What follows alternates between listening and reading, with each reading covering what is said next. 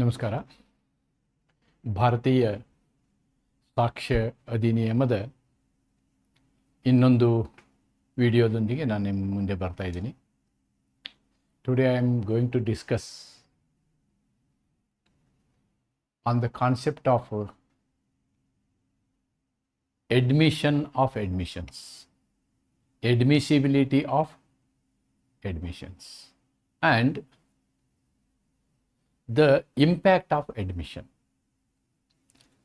ಒಂದು ವಿಷಯದಲ್ಲಿ ಒಪ್ಪಿಕೊಳ್ಳುವಿಕೆಯನ್ನು ಮಾಡಿದರೆ ಅಥವಾ ಒಪ್ಪಿಗೆಯ ಹೇಳಿಕೆಯನ್ನು ಕೊಟ್ಟರೆ ಅದನ್ನು ಕೋರ್ಟು ಸಾಕ್ಷ್ಯ ಎಂದು ಪರಿಗಣಿಸುತ್ತದೆಯೇ, ಯಾವ ಸಂದರ್ಭದಲ್ಲಿ ಅದನ್ನು ಸಾಕ್ಷ್ಯ ಎಂದು ಪರಿಗಣಿಸುತ್ತದೆ ಮತ್ತು ಈ ರೀತಿಯಾದಂತಹ ಒಪ್ಪಿಕೊಳ್ಳುವಿಕೆಗಳು ಯಾವ ರೀತಿಯ ವ್ಯತಿರಿಕ್ತ ಪರಿಣಾಮವನ್ನು ಬೀರ್ತವೆ ಅನ್ನುವ ಕಾನ್ಸೆಪ್ಟನ್ನು ಇವತ್ತು ನೋಡುವಂತಹ ಸಮಯ. So today I am discussing all these 4 sections. Section 19, Section 20, Section 21 and Section 25. All the 4 sections I am planning to cover in this video in one go. ಈ 19 ಏನು ಮಾಡ್ತದೆ, ಕೆಲಸವನ್ನು ಮಾಡ್ತದೆ ಅಂತಂದರೆ, ನಾವೇನು ಕಲಂ 15ರಿಂದ 16, 17, 18 ಈ ಕಲಂಗಳಲ್ಲಿ ಒಪ್ಪಿಕೊಳ್ಳುವಿಕೆ ಅಥವಾ ಒಪ್ಪಿಕೊಳ್ಳುವ ಹೇಳಿಕೆ ಅನ್ನುವುದರ ಬಗ್ಗೆ ಚರ್ಚೆ ಮಾಡಿದ್ದೀವಿ ಮತ್ತು ಯಾರು ಒಪ್ಪಿಕೊಳ್ಳುವ ಹೇಳಿಕೆಯನ್ನು ಕೊಡಬಹುದು ಅನ್ನುವುದರ ಬಗ್ಗೆ ನಾವು 16, 17, 18ರಲ್ಲಿ ನೋಡಿದ್ದೀವಿ. ಆ ಒಪ್ಪಿಕೊಳ್ಳುವಿಕೆಗಳು ನ್ಯಾಯಾಂಗದ ಅಥವಾ ನ್ಯಾಯಿಕವಾಗಿ ಅವುಗಳನ್ನು ಅನುಮತಿಸಬಹುದೇ, whether they are admissible, whether court will take them as evidence ಅಂತಕ್ಕಂಥದ್ದನ್ನು ಸೆಕ್ಷನ್ 19ರಲ್ಲಿ ನೋಡ್ತೀವಿ. ಸೆಕ್ಷನ್ 19 ಏನು ಹೇಳುತ್ತೆ ಅಂತಂದರೆ, ಯಾವುದೇ ಒಂದು ಒಪ್ಪಿಗೆಯ ಹೇಳಿಕೆ ಇರುವುದನ್ನು ಸಾಕ್ಷ್ಯವಾಗಿ ಒಪ್ಪಿಕೊಳ್ಳಬಹುದೇ ನ್ಯಾಯಾಂಗ, ಯಾವ ಸಂದರ್ಭದಲ್ಲಿ ಅಂತಕ್ಕಂಥದ್ದನ್ನು ಹೇಳುತ್ತೆ. Point number 1. Section 20 talks about the contents return in the document. ಯಾವುದೇ ಒಂದು ದಸ್ತಾವೇಜಿನಲ್ಲಿ ಇರ್ತಕ್ಕಂತಹ ಬರಹಗಳೇನಿದಾವಲ್ಲ ಅವುಗಳ ಬಗ್ಗೆ ಹೇಳಿಕೆಯನ್ನು ಕೊಡ್ಬೋದೆ, ಅವುಗಳ ಬಗ್ಗೆ ಒಪ್ಪಿಕೊಳ್ಳುವ ಹೇಳಿಕೆಯನ್ನು ಕೊಡ್ಬೋದೆ ಅನ್ನುವುದರ ಬಗ್ಗೆ ಅದು ಚರ್ಚೆ ಮಾಡ್ತದೆ. ಆಮೇಲೆ ಕಲಂ 21 ಏನು ಚರ್ಚೆ ಮಾಡ್ತದೆ ಅಂತಂದರೆ, ವಿಶೇಷವಾಗಿ ಡಿಸ್ಪ್ಯೂಟ್ ಇರುವಂತಹ, ನ್ಯಾಯ ಇರುವಂತಹ ಪ್ರಕರಣಗಳಲ್ಲಿ ಆ ನ್ಯಾಯ ಮಾಡುವಂತಹ ವ್ಯಕ್ತಿಗಳು, ಪಾರ್ಟಿಗಳು ಪರಸ್ಪರ ಕೆಲವೊಂದು ವಿಚಾರ ವಿನಿಮಯ ಮಾಡಿಕೊಂಡಾಗ ಅವರು ಒಂದು ನಿರ್ದಿಷ್ಟವಾದಂಥ ಕಂಡೀಷನ್ ಹಾಕಿ ಇದನ್ನು ನೀವು ಒಪ್ಪಿಕೊಳ್ಳುವ ಸಾಕ್ಷ್ಯ ಎಂದೇ ಕೋರ್ಟ್ ಮುಂದೆ ತರೋ ಹಾಗಿಲ್ಲ ಅಂಥೇಳಿ ಅವರು ಹೇಳಿ ಅಂತಹ ಅನೇಕ ಹೇಳಿಕೆಗಳನ್ನು ಮಾಡಿಕೊಳ್ಬೋದು ಅನ್ನೋದನ್ನು ಸೆಕ್ಷನ್ 21 ಹೇಳುತ್ತೆ. ಆಮೇಲೆ here I have skipped section 22, 23 ಮತ್ತು 24 ಇವುಗಳ ಬಗ್ಗೆ ನಾನು ಮಾತಾಡ್ತಾ ಇಲ್ಲ, ಯಾಕಂದರೆ ದಿಸ್ ಟಾಕ್ಸ್ ಅಬೌಟ್ ಕನ್ಫೆಷನ್. ಕನ್ಫೆಷನ್ಗೂ ಅಡ್ಮಿಷನ್ಗೂ ವ್ಯತ್ಯಾಸ ಏನು ಅಂತಂದರೆ, ಅಡ್ಮಿಷನ್ ಅಂದರೆ ಒಪ್ಪಿಕೊಳ್ಳುವಂಥದ್ದು, ಅದು ಕನ್ಫೆಷನ್ ಕೂಡ ಒಪ್ಪಿಕೊಳ್ಳುವಂಥದ್ದೇ. Confession is also admission. ಆದರೆ ಅದು ಗಿಲ್ಟನ್ನು ಒಪ್ಪಿಕೊಳ್ಳುವಂಥದ್ದು, ಅಪರಾಧವನ್ನು ಒಪ್ಪಿಕೊಳ್ಳುವಂಥದ್ದು. ಅದಕ್ಕೆ ಆ ಅಪರಾಧವನ್ನು ಒಪ್ಪಿಕೊಳ್ಳುವಂತಹ ವಿಷಯದಲ್ಲಿರತಕ್ಕಂತಹ ಈ ಸೆಕ್ಷನ್ಗಳನ್ನು ನಾನು ನಿಮಗೆ ಮುಂದಿನ ವಿಡಿಯೋದಲ್ಲಿ ಚರ್ಚೆ ಮಾಡ್ತೇನೆ. ನಾವು we are focusing on this. ಮತ್ತು ಈ ಒಪ್ಪಿಕೊಳ್ಳುವಿಕೆಯ ಪರಿಣಾಮಗಳು ಏನಾಗ್ತವೆ ಅನ್ನೋದನ್ನು ಸೆಕ್ಷನ್ 25ನಲ್ಲಿ ಹೇಳಲಾಗಿದೆ. ಆದ್ದರಿಂದ ಇದನ್ನು ಒಟ್ಟಿಗೆ ನಾನು ಚರ್ಚೆ ಮಾಡ್ತೇನೆ. ನಿಮ್ಮ ಸಿಲೆಬಸ್ಸು ಹೀಗೆ ಇದೆ. ಆದ್ದರಿಂದ ನೀವೇನು ಮಾಡಬೇಕು ಅಂತಂದರೆ, ಈ ಸೆಕ್ಷನನ್ನು ಅರ್ಥ ಮಾಡ್ಕೊಳ್ಬೇಕು ಅಂತಂದರೆ ಒಂದು ಸಲ ಈ ಹಿಂದಿನ ಎಲ್ಲ ಸೆಕ್ಷನ್ಗಳ ರಿವಿಷನ್ನ ನೀವು ಮಾಡ್ಕೋಬೇಕು. ಆವಾಗ ಸೆಕ್ಷನ್ 19ಇಂದ ನಾವೇನು ಹೇಳ್ತೀವಿ ಅದು ನಿಮ್ಮ ತಲೆಗೆ ಹೋಗ್ತದೆ. ನಂಬರ್ 1 ಸೆಕ್ಷನ್ 3 ನೋಡ್ತೀರಿ ನೀವು. ಅಲ್ಲಿ ನಾವೇನು ಮಾತಾಡ್ತೀವಿ, ರಿಲಿವೆಂಟ್ ಫ್ಯಾಕ್ಟ್ಸ್ ಬಗ್ಗೆ ಮಾತಾಡ್ತೀವಿ. ಪರ್ಟಿಕ್ಯುಲರ್ಲಿ ರಿಲಿವೆಂಟ್ ಫ್ಯಾಕ್ಟ್ ಮಾತ್ರ ನಾವು ತಗೋಬೋದು, ನೋ ಅದರ್ಸ್ ಅಂತ ಹೇಳ್ತೀವಿ. ನಾವೇನು ಹೇಳ್ತೀವಿ, will tell no other fact can be taken, no other fact can be taken ಅಂತ ಹೇಳ್ತೀವಿ. ಆಮೇಲೆ ಈ ಸೆಕ್ಷನ್ 4 to 14 4ರಿಂದ 14ರವರೆಗೆ ನಾವು ರಿಲಿವೆಂಟ್ ಫ್ಯಾಕ್ಟ್ಗಳ ಬಗ್ಗೆ ಮಾತಾಡ್ತೀವಿ. ಅತಿ ಕ್ಲೋಸ್ಲಿ ಕನೆಕ್ಟೆಡ್ ಫ್ಯಾಕ್ಟ್ಸ್ಗಳನ್ನು ನಾವೇನು ತಗೋತೀವಿ, ಸಂಬಂಧಿತ ತಥ್ಯಗಳು ತಗೊಳ್ತೀವಿ ಅನ್ನೋದನ್ನು ಇದರಲ್ಲಿ ಡಿಸ್ಕಸ್ ಮಾಡ್ತೀವಿ. ಆಮೇಲೆ ಕಲಮು 15ಕ್ಕೆ ಬಂದಾಗ ನಾವೇನು ಮಾಡ್ತೀವಿ, ಇಲ್ಲಿ ಎಡ್ಮಿಷನ್ ಅಂತಕ್ಕಂಥದ್ದನ್ನು ತಗೊಳ್ತೀವಿ. ಏನು admission is A statement. In fact statement is also A fact. ಅದನ್ನು ಒಂದು ಬೇರೆ ಕ್ಯಾಟಗರಿಯಾಗಿ ತಗೊಳ್ತೀವಿ ನಾವು. ಒಪ್ಪಿಕೊಳ್ಳುವ ಹೇಳಿಕೆಯನ್ನು ನಾವೇನು ಮಾಡಿದ್ದೀವಿ, ಇಲ್ಲಿ ವ್ಯಾಖ್ಯಾನಿಸಿದ್ದೀವಿ. ಅಲ್ಲದೆ ಯಾವ ವ್ಯಕ್ತಿಗಳು ಈ ರೀತಿಯ ಒಪ್ಪಿಕೊಳ್ಳುವಿಕೆಯ ಹೇಳಿಕೆಗಳನ್ನು ಕೊಡಬಹುದು ಅನ್ನುವುದನ್ನು ಸೆಕ್ಷನ್ 16, ಸೆಕ್ಷನ್ 17 ಇದರಲ್ಲಿ ಒಂದು, ಸೆಕ್ಷನ್ 18ರಲ್ಲಿ ಒಂದು ಮತ್ತು ಸೆಕ್ಷನ್ 16ರಲ್ಲಿ 5 ಪ್ರಕಾರದ ವ್ಯಕ್ತಿಗಳನ್ನು ನಾವು ಈ ರೀತಿಯಾದಂತಹ ಒಪ್ಪಿಗೆಯ ಹೇಳಿಕೆಗಳನ್ನು ಕೊಡುವುದಕ್ಕೆ ಅರ್ಹರು ಅನ್ನುವುದನ್ನು ಗುರುತು ಮಾಡಿದ್ದೀವಿ, ಒಪ್ಪಿಗೆಯ ಹೇಳಿಕೆಗಳನ್ನು. ಆದರೆ ಸೆಕ್ಷನ್ 19 ಏನು ಮಾಡುತ್ತೆ ಅಂತಂದರೆ, ಇಲ್ಲಿ ಕೊಟ್ಟಂತಹ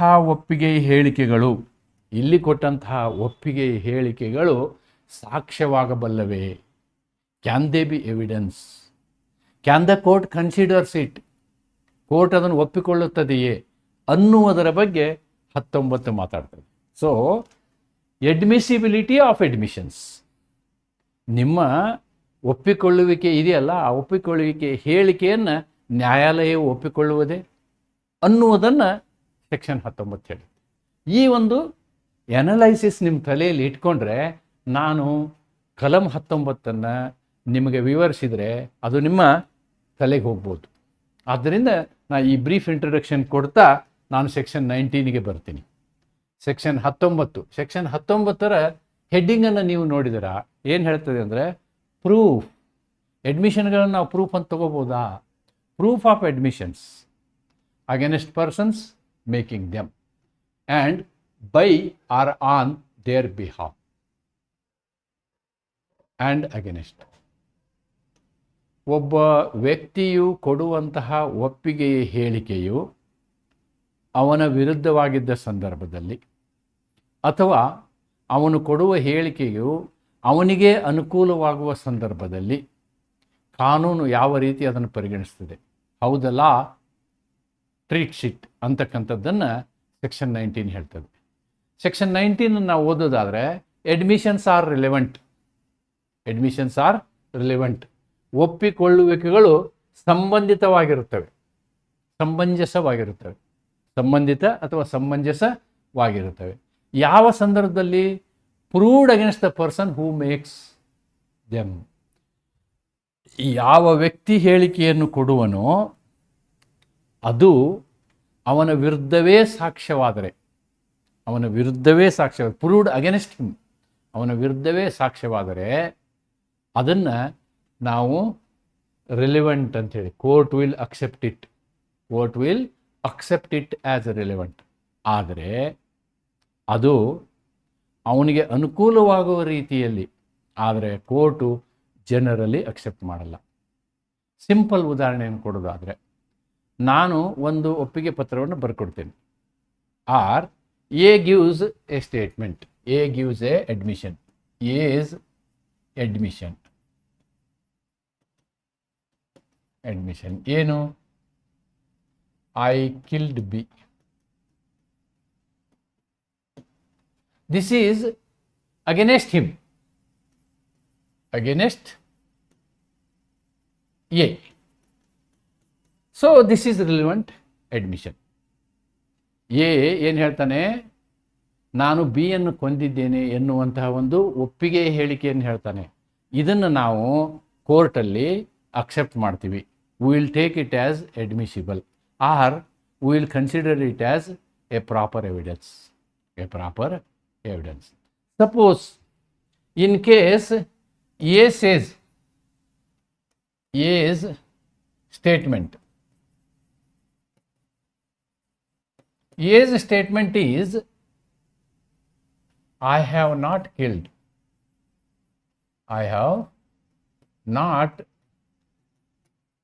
killed B. Here this statement is on his behalf. on his behalf or for his benefit, for his benefit, for his benefit.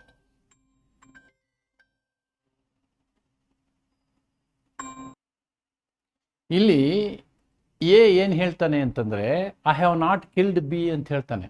So he is giving N admission, ಅವನು ಒಂದು ಹೇಳಿಕೆ, ಒಪ್ಪಿಗೆ ಹೇಳಿಕೆ ಕೊಡ್ತಾನೆ, ನಾನು ಕೊಂದಿಲ್ಲ ಅಂತ. ಇದು ಅವನಿಗೆ ವಿರುದ್ಧವಾಗಿಲ್ಲ, ಅವನನ್ನು ರಕ್ಷಣೆ ಮಾಡೋ ಹಾಗಿದೆ. ಆವಾಗ ಅದನ್ನು ನಾವೇನು ಮಾಡ್ತೀವಿ, it is not considered as relevant ಅನ್ನುವಂಥದ್ದು ಇದರ ಮೂಲ ಅರ್ಥ. ಇದರ ಮೂಲ ಅರ್ಥ ಅಂದರೆ there are two types of statements, two types of admissions. One is self-serving, self-serving. Another is self-harming, self-harming. ಸಾಮಾನ್ಯ ನಿಯಮ ಏನು ಅಂತಂದರೆ self-harming statements are admissible, self-serving statements are not admissible. ಅಥವಾ self-harming admissions are relevant, self-serving admissions are not relevant ಅಂತ ಇದರ ಅರ್ಥ. Right, now we will see it again. ಇಲ್ಲಿ admissions are relevant and may be proved as against the person who makes them or he is representative, or he is representative in the interest. ಅಂದರೆ ಈ ಒಪ್ಪಿಕೊಳ್ಳುವಿಕೆಗಳು ಸ್ವತಃ ವ್ಯಕ್ತಿನೇ ಮಾಡ್ಬೋದು ಅಥವಾ ಅವನ ಪ್ರತಿನಿಧಿ ಕೂಡ ಮಾಡ್ಬೋದು. Okay, otherwise there is no other extra this one. But they cannot be proved.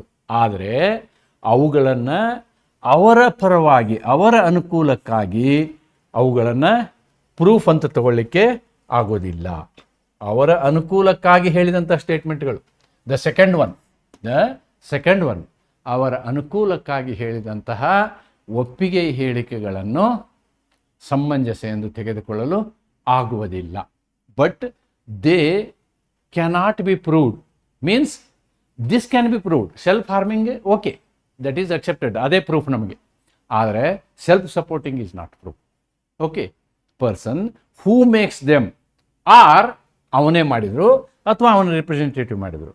ಆದರೆ except in the following conditions, except in the following cases, ಹೊರತಾಗಿ. ಎಂಥ ಹೊರತಾಗಿ? ಈ ಕೆಳಗಿನ ಪ್ರಕರಣಗಳಿಗೆ ಹೊರತಾಗಿ ಅಂತ. ಅಂದರೆ ದೇರ್ ಆರ್ 3 ಎಕ್ಸೆಪ್ಷನ್ಸ್. 3 ಅಪವಾದಗಳನ್ನು ಕೊಡಲಾಗಿದೆ, 3 ಅಪವಾದಗಳನ್ನು ಕೊಡಲಾಗಿದೆ. ಆ 3 ಅಪವಾದಗಳಲ್ಲಿ ಇರತಕ್ಕಂತಹ ವಿಷಯ ಇದೆಯಲ್ಲ, ಅದನ್ನು ಮಾತ್ರ ಸೆಲ್ಫ್ ಸರ್ವಿಂಗ್ ಇದ್ದರೂ ಕೂಡ, even if it is self serving, then also it is admissible. ಆ 3 ಅಪವಾದಗಳ ಸಂದರ್ಭದಲ್ಲಿ.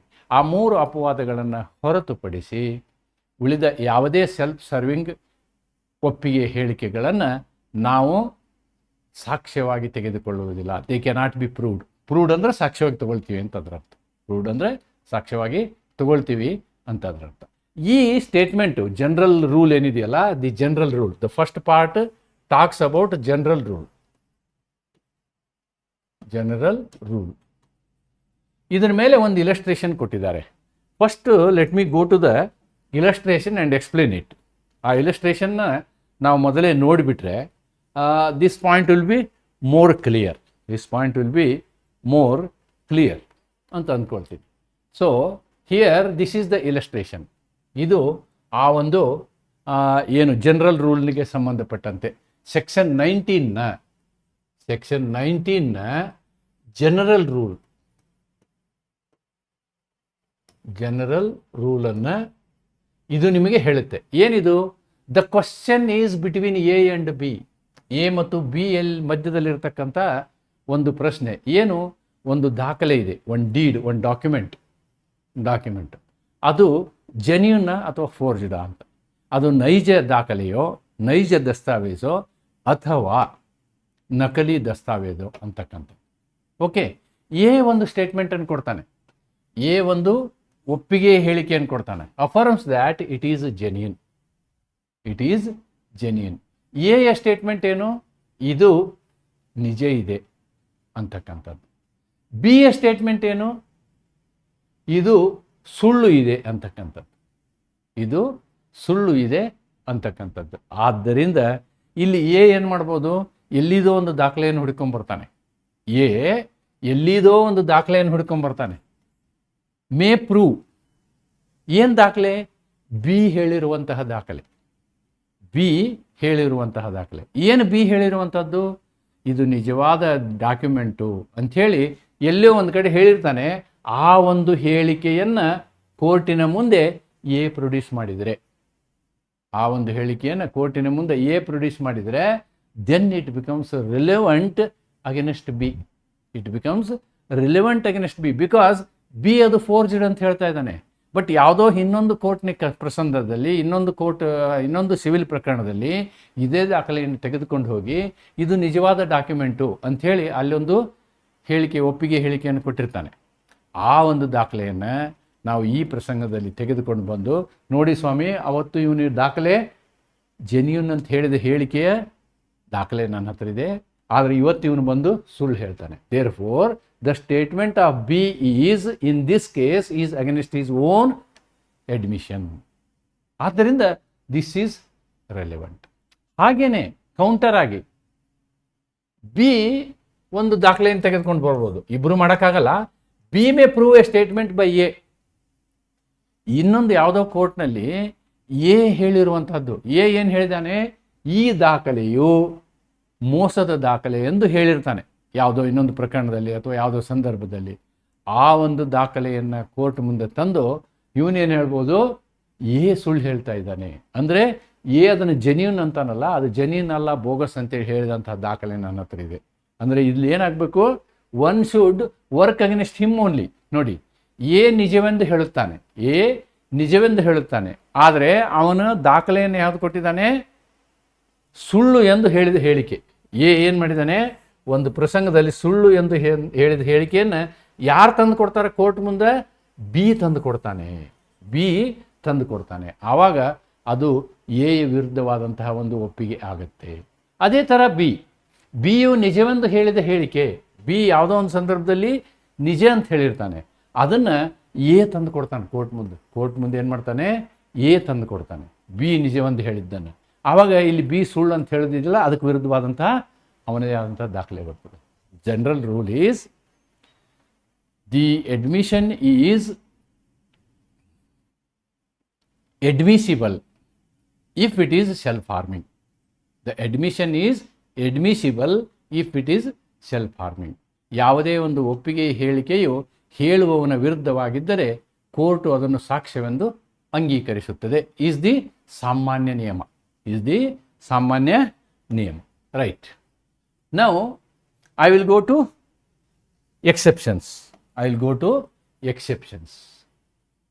First this one I have explained this. ಅದಕ್ಕೆ ಸಂಬಂಧಪಟ್ಟಂತಹ ಇಲಸ್ಟ್ರೇಷನನ್ನು ನಿಮಗೆ ಹೇಳಿದ್ದೀನಿ, ದೃಷ್ಟಾಂತವನ್ನು ಹೇಳಿದ್ದೀನಿ. Now let me go to the exception. This is exception number 1. Section 16 sub clause 1 is exception 1. ಅಪವಾದ 1 ಏನು ಹೇಳುತ್ತೆ ಇದು? ಅಪವಾದ 1 ಏನು ಹೇಳುತ್ತೆ ಅಂತ ನೋಡಿದರೆ, N admission may be proved on behalf of the person making it, proved by or on behalf of the person making it, when it is such a nature that if the person making it were dead, it would be relevant between the third persons under section 26. Between the third persons under section 26. So you must have the knowledge of section 26. Section 26 ಏನು ಹೇಳುತ್ತೆ ಅಂತಂದರೆ, ಯಾವುದೇ ವ್ಯಕ್ತಿಯನ್ನು court ಮುಂದೆ ತರಲು ಸಾಧ್ಯವಿಲ್ಲದ್ರೆ, ಯಾವುದೇ ವ್ಯಕ್ತಿಯು court ಮುಂದೆ ಬರೋ ಪಾಸಿಬಿಲಿಟಿನೇ ಇಲ್ಲ ಅಂದರೆ, ಅವ ಇಹಲೋಕವನ್ನು ತ್ಯಜಿಸಿದರೆ, ಅಂತಹ ಸಂದರ್ಭದಲ್ಲಿ ಅವನು ಕೊಟ್ಟಂತಹ ಒಪ್ಪಿಗೆಯ ದಾಖಲೆಗಳೇನಾದರೂ ಇದ್ದರೆ ಅವುಗಳನ್ನು ನಾವೇನು ಮಾಡ್ತೀವಿ, ಕೋರ್ಟ್ ಮುಂದೆ ತಂದು ಪ್ರೊಡ್ಯೂಸ್ ಮಾಡಿದರೆ ಅವುಗಳನ್ನು ಕೋರ್ಟ್ ಒಪ್ಕೊಳ್ತದೆ ಅಂತಕ್ಕಂಥದ್ದು ಸೆಕ್ಷನ್ 26ನಲ್ಲಿದೆ. BSA ಸೆಕ್ಷನ್ ಇದು. Section 26 of BSA only. BSA 2023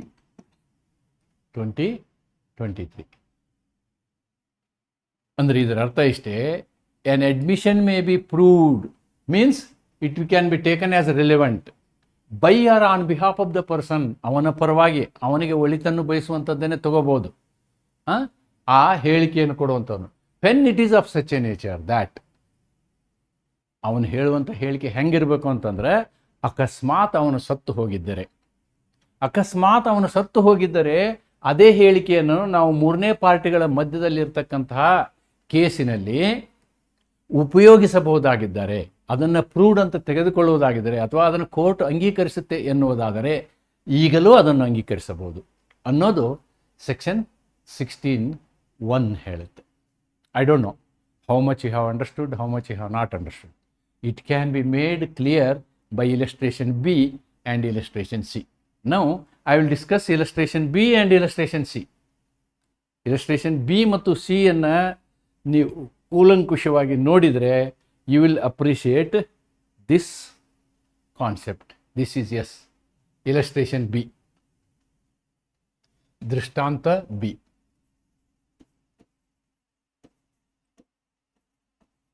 ದೃಷ್ಟಾಂತ. ಈ ದೃಷ್ಟಾಂತ ಏನು ಹೇಳ್ತದೆ? B, A the captain of the ship is tried for casting her away. ನೋಡಿ, ಇಲ್ಲಿ ಎ ಮೇಲೆ ಆಪಾದನೆಯನ್ನು ಮಾಡಲಾಗಿರ್ತದೆ. ಏನು? ಅವನು ಹಡಗಿನ ಕ್ಯಾಪ್ಟನ್ ಆಗಿರ್ತಾನೆ, ಮುಖ್ಯ ನಾವಿಕನಾಗಿರ್ತಾನೆ. ಅವನ ಮೇಲೆ ಆಪಾದನೆ ಇರ್ತದೆ. ಅವನು ಹಡಗನ್ನು ಮುಳುಗಿಸಿದ್ದಾನೆ.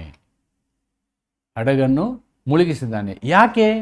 Evidence is given to show that ship was taken out of her proper course. ಯಾವ ದಾರಿಯಲ್ಲಿ ಹಡಗು ಬರಬೇಕಿತ್ತೋ ಆ ದಾರಿಯನ್ನು ಬಿಟ್ಟು ಬೇರೆ ದಾರಿಯಲ್ಲಿ ಅವನ ಹಡಗನ್ನು ತೆಗೆದುಕೊಂಡು ಹೋಗಿದ್ದರಿಂದ ಹಡಗು ಮುಳುಗಿ ಹೋಗಿದೆ ಅಂಥೇಳಿ ಕ್ಯಾಪ್ಟನ್ ಎ ಮೇಲೆ ಆಪಾದನೆ ಇರುತ್ತೆ. He is accused. ಆದರೆ ಏನು ಮಾಡ್ತಾನೆ? ಡಾಕ್ಯುಮೆಂಟ್ ತೊಗೊಂಡ್ಬರ್ತಾನೆ ಕೋರ್ಟ್ ಮುಂದೆ. He will bring the document before the court. ಏನು document? A produces a book. Normally ಅದಕ್ಕೆ ಲಾಗ್ ಬುಕ್ ಅಂತಾರೆ. A produces a book, log book. ಯಾವುದೇ ಒಂದು ಇಕ್ವಿಪ್ಮೆಂಟನ್ನು ಹ್ಯಾಂಡಲ್ ಮಾಡುವಂಥವ್ರು ಸಮಯದಲ್ಲಿ ಆ ಘಟನೆಗಳು ಏನು ನಡೀತವೆ ಅದನ್ನು ಬರೀತಾ ಹೋಗ್ತಾರೆ. ಕಂಟಿನ್ಯೂಸ್ ಇರುತ್ತದೆ. It is like A police dairy ಬರೀತಾರೆ. ಏನು? Book kept by him in the ordinary course of his business. ನಾ ಹೇಳಿದ್ನಲ್ವಾ, ಯಾರು ಹಡಗನ್ನು ನಡೆಸ್ತಾ ಇರ್ತಾರೋ ಅವರ ಲಾಗ್ ಬುಕ್ಕನ್ನು ಬರೀತಾ ಇರ್ತಾರೆ. ಅದು ಅದರ ಸಾಮಾನ್ಯವಾದ ವ್ಯವಹಾರ. Showing that observations alleged to have been taken by him from day to day. ಪ್ರತಿನಿತ್ಯ ಬರೆಯುವಂತಹ ಪುಸ್ತಕ ಅದು. ಆಮೇಲೆ indicating that ship was not taken out of the proper course. ಹಡಗನ್ನು ಯಾವುದೇ ಸಂದರ್ಭದಲ್ಲಿಯೂ ಕೂಡ ಯಾವ ದಾರಿಯಲ್ಲಿ ಹೋಗಬೇಕಿತ್ತೋ ಅದನ್ನು ಬಿಟ್ಟು ಬೇರೆ ಕಡೆ ತಗೊಂಡು ಹೋಗಿಲ್ಲ ಅಂತಕ್ಕಂಥ ದಾಖಲೆಯನ್ನು ಕೋರ್ಟ್ ಮುಂದೆ ಕೊಡ್ತಾನೆ. ಇಲ್ಲಿ ಒಂದು ಹೈಪಾಥೆಟಿಕಲ್ ವಿಷಯ ಏನು ಅಂತಂದರೆ, ಕೋರ್ಟ್ ಏನು ಮಾಡುತ್ತೆ, ಅಕಸ್ಮಾತು ಈ ವ್ಯಕ್ತಿ ಇಲ್ಲದೆ ಹೋಗಿದ್ರೆ, if this person is dead, if A is dead, if A is dead, ಈ ವ್ಯಕ್ತಿ ಸತ್ತು ಹೋಗಿದ್ದ ಅಂತಂದರೆ ಕೇಸ್ ಏನಾಗ್ತಿತ್ತು ಅಂತಂದರೆ, ಓನರು ಮತ್ತು ಇನ್ಶೂರೆನ್ಸ್ ಕಂಪ್ನಿ ಮಧ್ಯೆ ನಡೆಯೋದು case. Owner versus insurance company. ಯಾಕೆ ಹೇಳಿ? ಇನ್ಶೂರೆನ್ಸ್ ಕಂಪನಿಯವನು ಹಡಗು ಮುಳುಗಿದರೆ ಹಡಗಿನಲ್ಲಿರ್ತಕ್ಕಂಥ ಎಲ್ಲ ವಸ್ತುಗಳ ಹಣವನ್ನು ಅವನು ಮಾಲೀಕನಿಗೆ ಕೊಡಬೇಕಾಗ್ತದೆ. ಮರೈನ್ ಇನ್ಶೂರೆನ್ಸ್ ಯಾವಾಗಲೂ ಕಾನ್ಸೆಪ್ಟ್ ಹಂಗಿರ್ತದೆ. ಆದರೆ ಇಲ್ಲಿ ಇನ್ಶೂರೆನ್ಸ್ ಕಂಪ್ನಿ ಏನು ಸ್ಟ್ಯಾಂಡ್ ತಗೊಳುತ್ತೆ? ಇಲ್ಲ ನಿಮ್ಮ ಕ್ಯಾಪ್ಟನ್ ಇದಲ್ಲ, ಹಡಗಿನ ರೂಟನ್ನು ಆಚೆ ಈಚೆ ಬದಲಿ ಮಾಡಿದ್ದ ಅಂತೇಳಿ ಹೇಳುತ್ತೆ. ಆವಾಗ ಆ ಹಡಗನ್ನು ಏನು ಅವ್ನು ಸತ್ತು ಹೋಗಿರ್ತಾನಲ್ಲ, ಆ ವ್ಯಕ್ತಿ ಬರೆದಂತಹ ಡೈರಿ ಇದೆಯಲ್ಲ, ಡೈರಿನ ಕೋರ್ಟ್ ಮುಂದೆ ಪ್ರೊಡ್ಯೂಸ್ ಮಾಡಿ, ನೋಡಿ ಸ್ವಾಮಿ ಕರೆಕ್ಟ್ ರೂಟಲ್ಲೇ ಹಡಗು ಹೋಗಿತ್ತು, ಆದರೂ ಹಡಗು ಮುಳುಗಿದೆ ಅಂತಕ್ಕಂಥ ಸ್ಟ್ಯಾಂಡನ್ನು ತೊಗೋಬೋದು. ಕೋರ್ಟ್ ಆವಾಗ ಅದನ್ನು ಒಪ್ಪುತ್ತೆ. Okay, A may prove the statements because they would be admissible. They would be admissible between the third parties if he were dead. If he ಅಂದರೆ ಇಲ್ಲಿ ಎ, ಒಂದು ವೇಳೆ ಎ ಸತ್ತಿದ್ರೆ ಇದೇ ದಾಖಲೆಯು ಮೂರನೇ ವ್ಯಕ್ತಿಗಳ ಪ್ರಕರಣದಲ್ಲಿಯೂ ಅದೊಂದು ರಿಲೆವೆಂಟ್ ಡಾಕ್ಯುಮೆಂಟ್ ಆದರೆ ಅಥವಾ ಸೂಕ್ತವಾದ ಒಪ್ಪಿಕೊಳ್ಳುವಿಕೆ ಅಂಥೇಳಿ ಕೋರ್ಟ್ ಒಪ್ಪುವುದಾದರೆ ಅದನ್ನು ಈ ಸಂದರ್ಭದಲ್ಲಿ ಒಪ್ಪಬೇಕು. In this situation also it should be agreed, it should be agreed ಅಂಥೇಳಿ ಈ ಪ್ರಕರಣ ಹೇಳುತ್ತೆ. So this is the illustration. Now let me see one more illustration also. ಇದನ್ನೇ ಕನ್ನಡದಲ್ಲಿ ಬರ್ದೀನಿ ಇಲ್ಲಿ.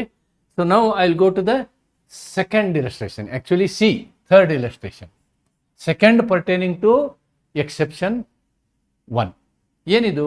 A is accused of a crime committed at Calcutta. ಕಲ್ಕತ್ತಾದಲ್ಲಿ ನಡೆದಂತಹ ಒಂದು ಅಪರಾಧದ ವಿಷಯದಲ್ಲಿ ಎಯನ್ನು ಆರೋಪಿಯನ್ನಾಗಿ ಮಾಡಲಾಗಿದೆ. ಎ ಆರೋಪಿ. ಈ ಆರೋಪ ನಡೆದಿದ್ದಲ್ಲಿ ಅಪರಾಧ ನಡೆದಿದ್ದಲ್ಲಿ ಕಲ್ಕತ್ತಾದಲ್ಲಿ. ಆವಾಗ ಎ ಏನು ಮಾಡ್ತಾನೆ ಅಂದರೆ, he produces a letter written by himself. ಅವನು ತಾನೇ ಬರೆದಂತಹ ಒಂದು ಪತ್ರವನ್ನು ಏನು ಮಾಡ್ತಾನೆ, ಕೋರ್ಟ್ ಮುಂದೆ ತರ್ತಾನೆ. ಅದರ ಕವರ್ ಜೊತೆಗೆ ತರ್ತಾನೆ. ಏನು ಅಂತಂದರೆ, ಆ ಲೆಟರ್ನ ಕವರ್ನ ಮೇಲೆ ಚೆನ್ನೈದು ಸ್ಟಾಂಪ್ ಇರುತ್ತೆ ಮತ್ತು ಡೇಟ್ ಇರುತ್ತೆ. ಅಪರಾಧ ನಡೆದ ದಿನದಲ್ಲಿ ಅವನು ಚೆನ್ನೈನಲ್ಲಿ ಒಂದು ಪತ್ರವನ್ನು ಬರೆದು ಪತ್ರವನ್ನು ಪೋಸ್ಟ್ ಆಫೀಸಿಗೆ ಕೊಟ್ಟು ಪೋಸ್ಟ್ ಆಫೀಸ್ನವರು ಅದಕ್ಕೆ ಸೀಲ್ ಹೊಡೆದಿರೋದು ದಾಖಲೆ ಇರುತ್ತೆ. ಯಾರೋ ಫ್ರೆಂಡಿಗೆ ಬರೆದಿರ್ಬೋದು. ಅದೇ ಪತ್ರವನ್ನು ಅವನು ಎತ್ಕೊಂಡು ಬಂದು ಏನು ಮಾಡ್ತಾನೆ, ಕೋರ್ಟ್ ಮುಂದೆ ಕೊಡ್ತಾನೆ. ಏನು ಸಾಬೀತುಪಡಿಸ್ಲಿಕ್ಕೆ? ಅಲಿಬಿ ಸಾಬೀತುಪಡಿಸ್ಲಿಕ್ಕೆ. ಏನು? ನೋಡಿ ಸ್ವಾಮಿ, ಅವತ್ತಿನ ದಿವಸ ನಾನು ಕಲ್ಕತ್ತಾದಲ್ಲಿ ಇರಲಿಲ್ಲ ಅಂತಕ್ಕಂಥದ್ದು. ಓಕೆ, ರೈಟ್, ಕಲ್ಕತ್ತಾದಲ್ಲಿ ಇರಲಿಲ್ಲ ಅಂತ. ನೋಡಿ, if the statement in the date of this letter is admissible because if he were dead, ಅವನು ಸತ್ತು ಹೋಗಿದ್ರೆ ಈ ದಾಖಲೆಯನ್ನು ನಾವೇನು ಮಾಡ್ತಿದ್ವಿ, ಥರ್ಡ್ ಪಾರ್ಟಿಯ ಪ್ರಸಂಗದಲ್ಲಿ ಇದನ್ನು ತೆಗೆದುಕೊಳ್ತಿದ್ವಿ ದಾಖಲೆ ಅಂಥೇಳಿ ಅಂತಕ್ಕಂಥದ್ದು ಇದರ ಅರ್ಥ. So this is what is the concept. Now you have to read exception once again. You have to read the exception once again. Exception is this: if an admission may be proved by or on behalf of the person making it, when it is of such a nature that if the person making it were dead, it would be relevant between the third parties. ನೋಡಿ, ಒಬ್ಬ ವ್ಯಕ್ತಿ ಅಕಸ್ಮಾತ್ ಸತ್ತು ಹೋಗಿದ್ರೆ ಅವನು ಒಪ್ಪಿಕೊಂಡಂತಹ ದಾಖಲೆಗಳಿದ್ದದ್ದನ್ನು ನೀವು ಮೂರನೇ ಪ್ರಕರಣದಲ್ಲಿ ಥರ್ಡ್ ಪಾರ್ಟಿಯ ವಿಷಯದಲ್ಲಿ ತೆಗೆದುಕೊಂಡು ಹೋಗಿ ಅವನ ಒಪ್ಪಿಗೆ ಹೇಳಿಕೆಗಳನ್ನು ಕೊಟ್ಟು ಅದನ್ನು ಕೋರ್ಟ್ ಒಪ್ಪುವುದಾದರೆ ಅವನು ಬದುಕಿದ್ರೂ ಕೂಡ ನೀವು ಅದನ್ನು ಒಪ್ಪಬೇಕು ಅನ್ನೋದು ಇದರ ಅರ್ಥ. ಆವಾಗ ಫೇವರೇಬಲ್ ಸ್ಟೇಟ್ಮೆಂಟ್ ಇದ್ದರೂ ಕೂಡ if it is self serving, that will be accepted. If it is self-serving, that will be accepted.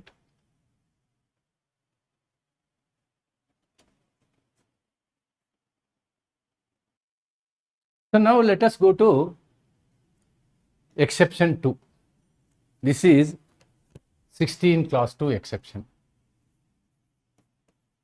Clause 2 exception ಅಥವಾ ಅಪವಾದ 2. An admission may be proved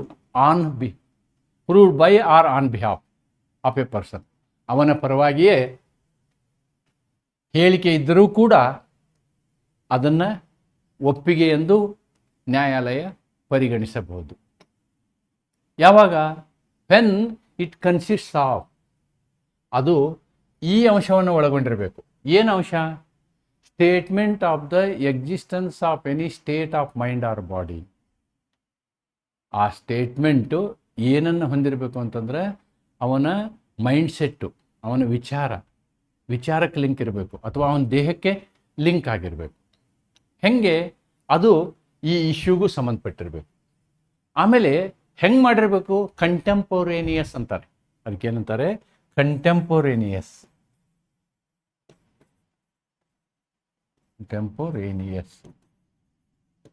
ಅಂದರೆ made at or about the time when such state of mind or body existed and is accompanied by conduct. ಅವನ ನಡತೆ, ಅವನ mind ಅವೆಲ್ಲ ಒಟ್ಟಾರೆಯಾಗಿ ಹೇಳಿಕೆ ಕೊಟ್ಟಂತಹ, ಒಪ್ಪಿಗೆ ಹೇಳಿಕೆ ಕೊಟ್ಟಂತಹ ಸಂದರ್ಭ ಇರಬೇಕು. ಯಾವುದೇ ಕಾರಣಕ್ಕೂ ಅದನ್ನು ಸುಳ್ಳು ಮಾಡುವಂತಹ ಸಾಧ್ಯತೆ ಅಂತ ಕೊಟ್ಟಂತೆ ಇರಬಾರ್ದು. ಫಾಲ್ಸ್ಹುಡ್ ಇರಬಾರ್ದು, ಅದರಲ್ಲಿ ಫಾಲ್ಸ್ಹುಡ್ ಇರಬಾರ್ದು, ಫಾಲ್ಸ್ಹುಡ್ಡಿನ ಸಾಧ್ಯತೆಗಳಿರಬಾರ್ದು, ಫಾಲ್ಸ್ಹುಡ್ಡಿನ ಸಾಧ್ಯತೆಗಳು ಇರಬಾರ್ದು, ಅಂದರೆ ಮೋಸದ ಸಾಧ್ಯತೆಗಳು ಇರಬಾರ್ದು. ಆ ಒಂದು ಸಂದರ್ಭದಲ್ಲೇ ಅವನ ಬಾಡಿ ಕಂಡೀಷನ್, ಮೆಂಟಲ್ ಕಂಡೀಷನ್ ಅದೇ ಸಂದರ್ಭದಲ್ಲೇ ಅವನು ಒಪ್ಪಿಕೊಳ್ಳುವಂತಹ ಹೇಳಿಕೆಯನ್ನು ಕೊಟ್ಟಿದ್ದರೆ, ಅಂತಹ ಹೇಳಿಕೆಯನ್ನು ಕೂಡ ನಾವು ಅದು ಅವನ ಪರವಾಗಿ ಇದ್ದರೆ ಅದನ್ನು ನ್ಯಾಯಾಲಯ ಅನುಮತಿಸುತ್ತದೆ ಅನ್ನುವುದನ್ನು ಸೆಕ್ಷನ್ 2 ಹೇಳುತ್ತೆ. ಸೆಕ್ಷನ್ 2ಗೆ ಸಂಬಂಧಪಟ್ಟಂಥ 2 ಇಲಸ್ಟ್ರೇಷನ್ ಇದ್ದಾವೆ. ಆ ಇಲಸ್ಟ್ರೇಷನ್ಗಳನ್ನು ನಾವಿಲ್ಲಿ ಇಮಿಡಿಯೇಟ್ಲಿ ನೋಡೋದು ಒಳ್ಳೆಯದು. We have to see those 2 illustrations also. This is the illustration. This is the illustration about exception 2. Exception 2. ಏನು ಹೇಳ್ತಿದ್ದು? A is accused of stolen goods knowing them to be stolen. This is the fact in issue. This is the fact in issue. ಏನು? ಗೊತ್ತಿದ್ದರೂ ಕೂಡ ಕಳ್ಳತನದ ಮಾಲನ್ನು AU ತೆಗೆದುಕೊಂಡಿರುತ್ತಾನೆ ಅಥವಾ purchase ಮಾಡಿರುತ್ತಾನೆ ಅಥವಾ ಸ್ವೀಕರಿಸುತ್ತಾನೆ ಅನ್ನುವಂಥದ್ದು fact in issue. ಆವಾಗ A proof ಕೊಡ್ತಾನೆ. ಏನು ಪ್ರೂಫ್ ಕೊಡ್ತಾನೆ? ನೋಡಿ ಸ್ವಾಮಿ, ನನ್ನ ಹತ್ರ ಖರೀದಿ ಮಾಡೋಕ್ಕೆ ಬಂದವರಿಗೆ ನಾನು ಅದರ ನೈಜ ಬೆಲೆಗಿಂತ ಕಡಿಮೆ ಕೊಡೋದಿಲ್ಲ ಅಂತ ಹೇಳಿದ್ದೀನಿ. ಅದರ ನೈಜ ಬೆಲೆಗಿಂತ ಕಡಿಮೆ ಬೆಲೆಗೆ ನಾನು ಕೊಡೋದಿಲ್ಲ ಅಂಥೇಳಿ ನಾನು ರೆಫ್ಯೂಸ್ ಮಾಡಿದ್ದೀನಿ ಅಂತ ಹೇಳ್ತಾನೆ. He offers to prove that he refused to sell them below their value. ಅದರ ಬೆಲೆ ಏನಿದೆ ಆ ಬೆಲೆಗಿಂತ ಕಮ್ಮಿ ನಾನು ಕೊಡೋದಿಲ್ಲ ಅಂತ ಹೇಳಿರುವಂತಹ ಸಾಕ್ಷ್ಯವನ್ನು ಕೋರ್ಟ್ ಮುಂದೆ ತರ್ತಾನೆ. ಇಲ್ಲಿ ಲಾಜಿಕಲಿ ನಾವು ಒಂದು ಥಿಂಕ್ ಮಾಡಬೇಕು. ಅವನ ಕಂಡಕ್ಟ್ ಒಂದು ವೇಳೆ ಅದು ಕಳ್ಳತನದ ಮಾಲಾಗಿದ್ದರೆ ಅವನ ನಡತೆ ಈ ರೀತಿ ಇರ್ತಿರಲಿಲ್ಲ. His state of mind is not like this. ಆದ್ದರಿಂದ ಅವನು ಕಳ್ಳತನದ ಮಾಲನ್ನು ತೆಗೆದುಕೊಂಡಿಲ್ಲ ಎನ್ನುವುದರ ಬಗ್ಗೆ ಕೊಡುವಂಥ ಈ ಹೇಳಿಕೆಯನ್ನು court ಒಪ್ಪಿಕೊಳ್ತದೆ. Though it is favouring him. ಯಾಕೆ ಅಂತಂದರೆ ಆ ವ್ಯವಹಾರದ ಸಮಯ ಮತ್ತು ಅವನ ನಡತೆಯ ಮಧ್ಯೆ ಟೈಮ್ ಗ್ಯಾಪ್ ಇಲ್ಲ, contemporaneous. A may prove these statements though they are admissions, because they are explanatory conduct influenced by fact in issue. ಇದು ಕಳ್ಳತನದ ಮಾಲು ಅಂತ ಹೇಳುವಂತಹ ನಿಮ್ಮ ಏನು ಫ್ಯಾಕ್ಟ್ ಇನ್ ಇಶ್ಯೂ ಇದೆಯಲ್ವಾ, ಅದಕ್ಕೆ ಸಂಬಂಧಿಸಿದಂತಹ ಈ ಫ್ಯಾಕ್ಟು ನಾನು ಗಿರಾಕಿಗಳಿಗೆ ಹೇಳಿದ್ದೀನಿ. ಗಿರಾಕಿ ಅವನು ಕರ್ಕೊಂಡು ಬರ್ತಾರೆ, ಅವನಿಗೆ ಹೇಳಿದ್ದೀನಿ ಏನಂತ ನಾನು, ಇಲ್ಲ ಇದ್ರದ್ದು ಮೂಲ ಬೆಲೆ ಏನಿದೆ ಬೆಲೆಗಿಂತ ಕಮ್ಮಿ ನೀವು ಕೇಳಬೇಡಿ, ಲಾಭ ಬೇಕಾದ್ರೆ ಕಡಿಮೆ ಕೊಡಿ, ಆದರೆ ಬೆಲೆಗಿಂತ ಕಮ್ಮಿ ನಾನು ಕೊಡೋದಿಲ್ಲ. ಒಂದು ವೇಳೆ ಕಳ್ಳತನದ ಮಾಲಾಗಿದ್ದರೆ ಅವನು ಬೆಲೆಗಿಂತ ಕಮ್ಮಿ ಅರ್ಧ ಬೆಲೆಗೆ ಕೊಡ್ಬೋದು, ಕಾಲು ಬೆಲೆಗೆ ಕೊಡ್ಬೋದು. ಆದ್ದರಿಂದ ಇದನ್ನು ನಾವು ಒಪ್ಕೊಳ್ತೀವಿ. ಅಂದರೆ ಸ್ಟೇಟ್ ಆಫ್ ಮೈಂಡ್, ಅವನ ಸ್ಟೇಟ್ ಆಫ್ ಮೈಂಡ್ಗೂ ಮತ್ತು ಅವನ ಒಪ್ಪಿಕೊಳ್ಳುವಿಕೆಗೂ ನಿಕಟವಾದಂತಹ ಸಂಬಂಧ ಇದ್ದರೆ ಮತ್ತು ಅದು ಫ್ಯಾಕ್ಟ್ ಇನ್ ಇಶ್ಯೂಗೂ ಸಂಬಂಧಿಸಿದ್ದಿದ್ದರೆ ನಾವು ಅಂಥ ಸಂದರ್ಭದಲ್ಲಿ ಅವನು ಫೇವರೇಬಲ್ ಇರುವಂತಹ, ಅವನಿಗೆ ಅನುಕೂಲವಾಗುವಂಥ ಹೇಳಿಕೆಯನ್ನು ಕೂಡ ನಾವೇನು ಮಾಡ್ತೀವಿ, ಸಮಂಜಸ ಎಂದು ತೆಗೆದುಕೊಳ್ತೀವಿ, ಅಥವಾ ಇಟ್ ಬಿಕಮ್ಸ್ ಎ ಪ್ರೂಫ್ ಅಂತ ಹೇಳ್ಬೋದು. This is and one more incident is there. 2 sections are given, 2 illustrations are given. ಇದು ಕೂಡ 16(2)ಗೆ ಸಂಬಂಧಪಟ್ಟಂಥದ್ದು. 16(2). ನಾವು 16(1)ಗೆ 2 illustration ನೋಡಿದ್ದೀವಿ, 16(2)ಗೆ 2 illustration. ಏನಿದು? A is accused of fraudulently having in his possession counterfeit currency which he know it was counterfeit. Same ಅದೇ ಥರ example, replica. ಏನು ವ್ಯತ್ಯಾಸ ಇಲ್ಲಿ? ಅವನು ಕೋಟಾ ನೋಟನ್ನು ಹೊಂದಿರುವನು ಎಂಬ ಆಪಾದನೆ. ನೋಡಿ, ಕೋಟಾ ನೋಟ್ ಇಟ್ಕೊಳ್ಳೋದು ಅಪರಾಧ. ಅವನು ಅದು ಕೋಟಾ ನೋಟ್ ಅಂತ ಗೊತ್ತಿದ್ರೂ ಕೋಟಾ ನೋಟನ್ನು ಇಟ್ಕೊಂಡಿದ್ದಾನೆ ಅನ್ನುವುದನ್ನು ಫ್ಯಾಕ್ಟ್ ಇನ್ ಇಶ್ಯೂ ಮಾಡಿದ್ದಾರೆ ಇಲ್ಲಿ. Fact in issue is A is accused of fraudulently having in his possession counterfeit currency which he know it is counterfeit. ಅದು ನಕಲಿ ನೋಟುಗಳು ಎಂದು ಗೊತ್ತಿದ್ದರೂ ಕೂಡ ಆ ನಕಲಿ ನೋಟುಗಳನ್ನು, ಕೋಟಾ ನೋಟುಗಳನ್ನು ತನ್ನ ಹತ್ತಿರ ಇಟ್ಕೊಂಡಿದ್ದ ಅನ್ನುವಂಥದ್ದು ಆಪಾದನೆ. ನೋಡಿ, ಆವಾಗ ಅವನೇನು ಮಾಡ್ತಾನೆ ಅಂದರೆ, ಹಿ ಆಫರ್ಸ್, ಏನು ಹೇಳ್ತಾನೆ ಅವನು, to prove that he asked a skilful person to examine. ನೋಡಿ, ಇವತ್ತಿನ ಕಾಲದಾಗ ನೋಟ್ ಕೌಂಟಿಂಗ್ ಮಿಷಿನ್ ಇದ್ದಾವೆ, ಅದು ಫ್ರಾಡ್ ಇದ್ರೂ ಹೇಳುತ್ತೆ. ಅವತ್ತಿನ ಕಾಲದಲ್ಲಿ ಹಾಗಿಲ್ಲ. ಎಕ್ಸ್ಪರ್ಟ್ ಹತ್ರ ಹೋಗಿ ನಾವು ತೋರಿಸ್ಕೊಂಬರ್ಬೇಕಿತ್ತು. ಅವನು ಎಕ್ಸ್ಪರ್ಟ್ ಹತ್ರ ಹೋಗಿ ತೋರಿಸ್ಕೊಂಬಂದಿದ್ದಾನೆ. ಎಕ್ಸಾಮಿನ್ ದ ಕರೆನ್ಸಿ ಆ್ಯಸ್ ಹಿ ಡೌಟೆಡ್. ಅವನಿಗೂ ಸಂಶಯ ಬಂದಿದ್ದರಿಂದ ಎಕ್ಸ್ಪರ್ಟ್ ಹತ್ರ ಹೋಗಿ ಅವನು ತೋರಿಸಿದ್ದಾನೆ. ಎಕ್ಸ್ಪರ್ಟ್ ಸರ್ಟಿಫಿಕೇಟ್ ಕೊಟ್ಟಿದ್ದಾರೆ, whether it was counterfeit or not, and the person did examine it and told him that it was genuine. ಅವನ ಹತ್ರ ಇರತಕ್ಕಂಥ ನೋಟಿನ ಕಂತೆ ಇದೆಯಲ್ಲ, ಅವು ನಿಜವಾದ ನೋಟುಗಳೇ ಹೊರತು ಕೋಟಾ ನೋಟುಗಳ ಅಲ್ಲ ಅಂಥೇಳಿ ಆ ಎಕ್ಸ್ಪರ್ಟ್ ವ್ಯಕ್ತಿ ಹೇಳ್ತಾನೆ, ಪರಿಣಿತ ವ್ಯಕ್ತಿನೇ ಹೇಳ್ತಾನೆ.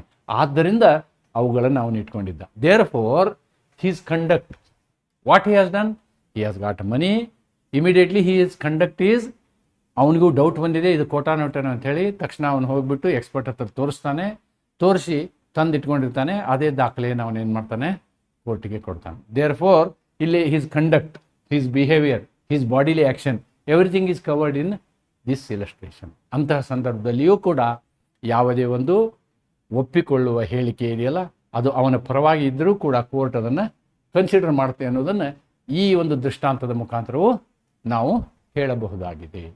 Right? So this is about exception 2. Now we will go to exception 3, which is very simple, not so difficult to understand. Exception 3. Exception 2. Exception 3. No, this is 1, 2, 3. Maybe this is 3. Yes. Exception 3. 16.3. 16.3 is very simple. ಈ ನಮ್ಮ ಕಾನೂನಿನಲ್ಲಿ ಬೇರೆ ಕಡೆ ಏನಾದರೂ ಅದು relevant fact ಆಗಿದ್ದರೆ ಆವಾಗ ಅದನ್ನು ಕೂಡ ನಾವು ಕನ್ಸಿಡರ್ ಮಾಡ್ತೀವಿ. ಏನು, an admission may be proved by or on behalf of the person making it. ಯಾರು ಹೇಳಿಕೆಯನ್ನು ಮಾಡ್ತಾರೋ ಅವ್ರ ಪರವಾಗಿ ನಾವು ಅದನ್ನು ಅಡ್ಮಿಷನ್ ಅಂತ ತಗೋಬೋದು. If it is relevant other than as an admission. ನಾವೇನು ಒಪ್ಪಿಕೊಳ್ಳುವಿಕೆ ಅಂತ ಹೇಳ್ತೀವಲ್ವಾ, ಇದು ಅಲ್ಲದೆ ಬೇರೆ ವಿಷಯವೂ ಆಗಿದ್ದರೆ, other than relevant otherwise as admission. ಎಲ್ಲಿ, ಈ ಒಂದು ನಮ್ಮ ಕಾನೂನಿನಲ್ಲಿ ಅನೇಕ ಸೆಕ್ಷನ್ಗಳಿದ್ದಾವೆ. I have cited those sections here. Res gestae, this is a relevant fact. Conduct of a person, state of mind, all these things are proving it as a relevant. ಅವುಗಳನ್ನು ಕೂಡ ತೆಗೆದುಕೊಳ್ಬೋದು ಅಂತಕ್ಕಂಥದ್ದನ್ನು ಎಕ್ಸೆಪ್ಷನ್ 3ರಲ್ಲಿ ಹೇಳಲಾಗಿದೆ. Right? So these are all the examples. Now I will skip all the examples because all the illustrations I have cleared. I have cleared this also. Right? Now I will go to the case law. This is one landmark case law in 1885 which we can write in the examination. I have analyzed the facts of the case also. ಇಲ್ಲಿ ಒಬ್ಬ Christian ಪಾದ್ರಿ ಇರ್ತಾನೆ. ಆ ಪಾದ್ರಿ ಏನು ಮಾಡಿದಾನೆ ಅಂದರೆ ಧರ್ಮ ನಿಂದನೆ ಮಾಡಿದಾನೆ ಅಂತಕ್ಕಂಥದ್ದು ಅವನ ಮೇಲೆ ಆರೋಪ ಇದೆ. ಆವಾಗ ಅವನು ತನ್ನನ್ನು ತಾನು ಸಮರ್ಥಿಸಿಕೊಳ್ಳುವುದಕ್ಕೆ ಹಿಂದೆ ಮಾಡಿದಂತಹ ಧರ್ಮದ ಭಾಷಣಗಳನ್ನು ರೆಫರ್ ಮಾಡ್ತಾನೆ. ಹಿಂದಿನ ಧರ್ಮದ ಭಾಷಣಗಳಲ್ಲಿ ನಾನು ಯಾವತ್ತೂ ಧರ್ಮ ನಿಂದನೆಯನ್ನು ಮಾಡಿಲ್ಲ, ಆದ್ದರಿಂದ ಇದು ಧರ್ಮ ನಿಂದನೆ ಅಲ್ಲ ಅಂತ ಹೇಳ್ತಾನೆ. ಆವಾಗ this is not considered by court. ಅದು ಅವನ ಪರವಾಗಿ ಹೇಳುವಂತಹ ಸ್ಟೇಟ್ಮೆಂಟ್ ಇರುತ್ತೆ. Therefore it is not taken into cognizance. Whether the accused could rely on his own previous statements to prove his innocent intention, the court said no. Self serving ಸ್ಟೇಟ್ಮೆಂಟನ್ನು ನಾವು ಒಪ್ಕೊಳ್ಳುವುದಿಲ್ಲ. ಹೆಂಗೆ ಒಪ್ಕೊಳ್ಳೋದಿಲ್ಲ? ಈ 3 ಕ್ಯಾಟಗರಿ ಒಳಗೆ ಬರಬೇಕದು. Exception 1, exception 2, exception 3ನಲ್ಲಿ ಬರಲಿಲ್ಲ ಅಂತಂದರೆ ಅದನ್ನು ತೆಗೆದುಕೊಳ್ಳೋಕ್ಕಾಗೋದಿಲ್ಲ. ಯಾಕೆ ಅಂತಂದರೆ ಈ ಆಪಾದನೆ ನಡೆದಂಥದ್ದಕ್ಕೂ ಇದಕ್ಕೂ ಕಂಟೆಂಪರರಿಸ್ ಇಲ್ಲ, ಅದೇ ಸಮಯದಲ್ಲಿ ನಡೆದಿಲ್ಲ. ಆದ್ದರಿಂದ ಇದು ತೆಗೆದುಕೊಳ್ಳೋಕ್ಕಾಗೋದಿಲ್ಲ. ಅಥವಾ ಇದನ್ನು 26B ಕ್ಯಾಟಗರಿಯಲ್ಲಿ ಇದು ಬರೋದಿಲ್ಲ, ಸೆಕ್ಷನ್ 26B ಕ್ಯಾಟಗರಿಯಲ್ಲಿಯೂ ಇದು ಬರೋದಿಲ್ಲ ಅಂತಕ್ಕಂಥದ್ದನ್ನು ಕೋರ್ಟ್ ಹೇಳುತ್ತೆ. Therefore R versus Petcherini establishes that a party cannot create evidence for himself. ನಿಮಗೆ ಬೇಕಾದಂತಹ ಸಾಕ್ಷಿಯನ್ನು ನೀವೇ ಕ್ರಿಯೇಟ್ ಮಾಡ್ಕೊಳ್ಳಿಕ್ಕೆ ಆಗೋದಿಲ್ಲ ಅಂತಕ್ಕಂಥದ್ದನ್ನು ಈ ಪ್ರಕರಣದಲ್ಲಿ ಹೇಳುತ್ತೆ. ಅಂದರೆ ಆ 3 ಅಪವಾದಗಳನ್ನು ಹೊರತುಪಡಿಸಿ ಅನ್ನೋದನ್ನು ನಾವಿಲ್ಲಿ ಗಮನಿಸಬೇಕು. ನಾವು will come to section 20. Section 20 talks about admissions relating to a document. ಯಾವುದೇ ಒಂದು ದಾಖಲೆ ಇರ್ತದಲ್ವಾ, ದಸ್ತಾವೇಜು ಅಂತ ಅರ್ಧಕ್ಕೆ. ಆಡಳಿತಾತ್ಮಕ ಭಾಷೆಯಲ್ಲಿ ಇದಕ್ಕೆ ದಾಖಲೆಗಳು ಅಂತಲೂ ಹೇಳ್ತಾರೆ. ದಾಖಲೆಗಳು, ದಸ್ತಾವೇಜ ಸೂಕ್ತ ಶಬ್ದ, ದಸ್ತಾವೇಜ ಸೂಕ್ತ ಶಬ್ದ. ಅವುಗಳಲ್ಲಿ ಇರ್ತಕ್ಕಂಥ ವಿಷಯದ ಬಗ್ಗೆ ಒಪ್ಪಿಗೆ ಕೊಡೋಕ್ಕಾಗಲ್ಲ, ವಿಷಯದ ಬಗ್ಗೆ ಒಪ್ಪಿಗೆ ಕೊಡೋಕ್ಕಾಗಲ್ಲ. ಅದಕ್ಕೆ ಯಾಕೆ ಕೊಡೋಕ್ಕಾಗಲ್ಲ ಅಂದರೆ you have to read section 56. ಇದೇ ಬಿ ಎಸ್ ಎ 2023 ಈ ಸೆಕ್ಷನನ್ನು ನೀವು ಓದಿದ್ರೆ ಗೊತ್ತಾಗುತ್ತೆ. ಆ ಸೆಕ್ಷನ್ ಏನು ಹೇಳುತ್ತೆ ಅಂದರೆ, the content of the document is to be proved with its content only. ಯಾವುದೇ ಒಂದು ದಸ್ತಾವೇಜಿನಲ್ಲಿ ಇರ್ತಕ್ಕಂಥ ವಿಷಯಗಳನ್ನು ನೀವು ಹೆಂಗೆ ಪ್ರೂವ್ ಮಾಡ್ಬೋದು? ದಸ್ತಾವೇಜನ್ನು ನೀವು ಕೋರ್ಟ್ ಮುಂದೆ ಇಡಬೇಕು. The document should be placed before the court, before the judge. Judge has to see its content and decide. That is the basic concept. That is the basic concept. ಒಂದು ವೇಳೆ section 56 ಸಬ್ class 6 ಏನು ಹೇಳುತ್ತೆ ಅಂದರೆ, original ಇಲ್ಲೇ ಇಲ್ಲ ಅಂತ ಇಟ್ಕೊಳ್ಳಿ, then will go for a secondary document. Will go for a secondary document. This is the provision of the law. This is the provision of the law. ಆದರೆ ಸೆಕೆಂಡರಿ ಡಾಕ್ಯುಮೆಂಟ್ ಕೊಟ್ಟಾಗ ಆ ಕೊಟ್ಟಂತಹ ಸೆಕೆಂಡರಿ ಡಾಕ್ಯುಮೆಂಟ್ ಏನಿದೆ ಅದು ನಿಜವೋ ಸುಳ್ಳೋ ಎಂಬುದರ ಬಗ್ಗೆ ಹೇಳಿಕೆಗಳನ್ನು ಕೊಡ್ಬೋದು, ಅಡ್ಮಿಷನ್ಸ್ಗಳನ್ನು ಕೊಡ್ಬೋದು, ಸ್ಟೇಟ್ಮೆಂಟ್ಸ್, ಒಪ್ಪಿಗೆ ಸ್ಟೇಟ್ಮೆಂಟ್ಗಳನ್ನು ಕೊಡ್ಬೋದು. Okay, that is important. ನಾವು ವಿಲ್ ಸಿ ಸೆಕ್ಷನ್ 20. ಸೆಕ್ಷನ್ 20 ಏನು ಹೇಳುತ್ತೆ ಅಂತಂದರೆ, oral admissions as to the content of the document are not relevant. General rule. Oral evidence for the content of the document. ಒಂದು ದಾಖಲೆಯಲ್ಲಿ ಏನು ಬರೆಯಲಾಗಿದೆ ಎನ್ನುವ ವಿಷಯವನ್ನು ಹೇಳುವಂತಹ ಹೇಳಿಕೆ ಇದೆಯಲ್ಲ, ಅದನ್ನು ಯಾವುದೇ ಕಾರಣಕ್ಕೂ ನಾವು ಪ್ರೂಫ್ ಅಂತ ತಗೊಳಕ್ಕಾಗಲ್ಲ. It is not relevant. ಆದರೆ ಅನ್ಲೆಸ್, ಆದರೆ ಆ್ಯಂಡ್ ಅಂಟಿಲ್, ಮತ್ತು ಎಲ್ಲಿಯವರೆಗೆ, the party proposing to prove them show that he is entitle to give secondary. ಎಲ್ಲಿಯವರೆಗೆ? ಆ ಒಬ್ಬ ವ್ಯಕ್ತಿಗೆ ಒರಿಜಿನಲ್ ದಾಖಲೆ ನನ್ನ ಹತ್ರ ಇಲ್ಲ, ಆದರೆ ನಾನು ಸೆಕೆಂಡರಿ ದಾಖಲೆ ಕೊಡ್ತೀನಿ ಅನ್ನುವಂಥ ಅಧಿಕಾರ ಅವನಲ್ಲಿದ್ದರೆ, ಆ ಅಧಿಕಾರ ಎಲ್ಲಿಂದ ಬರುತ್ತೆ? It comes from here. It comes from here. ಅಂಥ ಅಧಿಕಾರ ಇದ್ದರೆ, ಈ ಅಧಿಕಾರ ಇದ್ದರೆ ಆವಾಗ ಇಟ್ ಈಸ್ ಪರ್ಮಿಟೆಡ್ ಅಂತ ಅದರ ಅರ್ಥ. Evidence of the contents of the document under the rules an of content ಆವಾಗ ಕೊಡ್ಬೋದು. Or unless the genuineness of the document produced is in question. ಇನ್ನೊಂದು ಸ್ಥಿತಿ ಬರ್ಬೋದು, ಕೊಟ್ಟಂತಹ ದಾಖಲೆ ಅದು ಒರಿಜಿನಲ್ ಹೌದೋ ಅಲ್ವೋ, ಅದು ನಿಜವಾದದ್ದು ಹೌದೋ ಅಲ್ವೋ, ಅದು ನಿಜವಾದದ್ದು ಹೌದೋ ಅಲ್ವೋ ಅನ್ನುವಂಥ ಸಂದರ್ಭದಲ್ಲಿಯೂ ಕೂಡ ನಾವೇನು ಮಾಡ್ಬೋದು? ಹೇಳಿಕೆ, ಒಪ್ಪಿಗೆ ಹೇಳಿಕೆಗಳನ್ನು ಪಡ್ಕೊಳ್ಬೋದು. ಉದಾಹರಣೆಗೆ ಒಂದು ಮೆಡಿಕಲ್ ರಿಪೋರ್ಟ್ ಇದೆ ಅಂತ ಹೇಳಿದ್ವಿ. Medical report or post mortem report, PMR ಇದೆ ಅಂತ ಇಟ್ಕೊಂಡು, ಇದನ್ನು ಆರೋಪಿ ಚಾಲೆಂಜ್ ಮಾಡ್ತಾನೆ, ಸುಳ್ಳು ದಾಖಲೆ, ಅದು ನಿಜವಾದ ದಾಖಲೆ ಅಲ್ಲ ಅಂತ. ಆವಾಗ ನಾವೇನು ಮಾಡ್ಬೋದು? ಈ ಡಾಕ್ಟರ್ನ ಕರೆಸಿ ಹೇಳಿಕೆಯನ್ನು ಕೊಡ್ಬೋದು. ಡಾಕ್ಟರ್ ಏನು ಹೇಳ್ತಾರೆ? ಹೌದು ಸ್ವಾಮಿ, ಇದು ನಾನು ಬರೆದಂತಹ ಪೋಸ್ಟ್ ಮಾರ್ಟಮ್ ರಿಪೋರ್ಟ್ ಅನ್ನುವಂತಹ ಒಪ್ಪಿಗೆ ಹೇಳಿಕೆಯನ್ನು ಕೊಡ್ತಾನೆ. That can be taken as evidence ಅಂತಕ್ಕಂಥದ್ದನ್ನು ನಾವು ಈ ಸೆಕ್ಷನ್ 20ಯಲ್ಲಿ ನೋಡ್ತೀವಿ. ರೈಟ್, ಅದನ್ನು ಕನ್ನಡದಲ್ಲಿ ಇಲ್ಲಿ ಎಕ್ಸ್ಪ್ಲೇನ್ ಮಾಡಿದ್ದೀನಿ. ಇದನ್ನು ಸೆಕ್ಷನ್ 56 ಮತ್ತು 56 ಸಬ್ ಕ್ಲಾಸ್ 6 ಆರ್ ಇಂಪಾರ್ಟೆಂಟ್. ಇವನ್ನ ನೀವು ಅರ್ಥ ಮಾಡ್ಕೊಳ್ಳಿಲ್ಲ ಅಂದರೆ ಇದು ಅರ್ಥ ಆಗೋದಿಲ್ಲ. ಅದಕ್ಕೆ ನಾನು ಅದರ ರೆಫರೆನ್ಸನ್ನು ಇಲ್ಲಿ ಇಂಗ್ಲೀಷಲ್ಲಿ ಮಾಡಿದ್ದೀನಿ. ಬಟ್ ನಮಗೆ ಬರಿಬೇಕಾದ್ರೆ ಅವಶ್ಯಕತೆ ಇಲ್ಲ, ಅದಕ್ಕೆ ನಾನು ಕನ್ನಡದ ತರ್ಜುಮೆಯನ್ನು ಮಾಡಿಲ್ಲ. Yes, section 21. Section 21 is prejudicial condition ಅಂತ ಹೇಳ್ತಾರೆ. ಪ್ರಿಜುಡಿಷಿಯಲ್ ಕಂಡೀಷನ್ ಏನಿದು?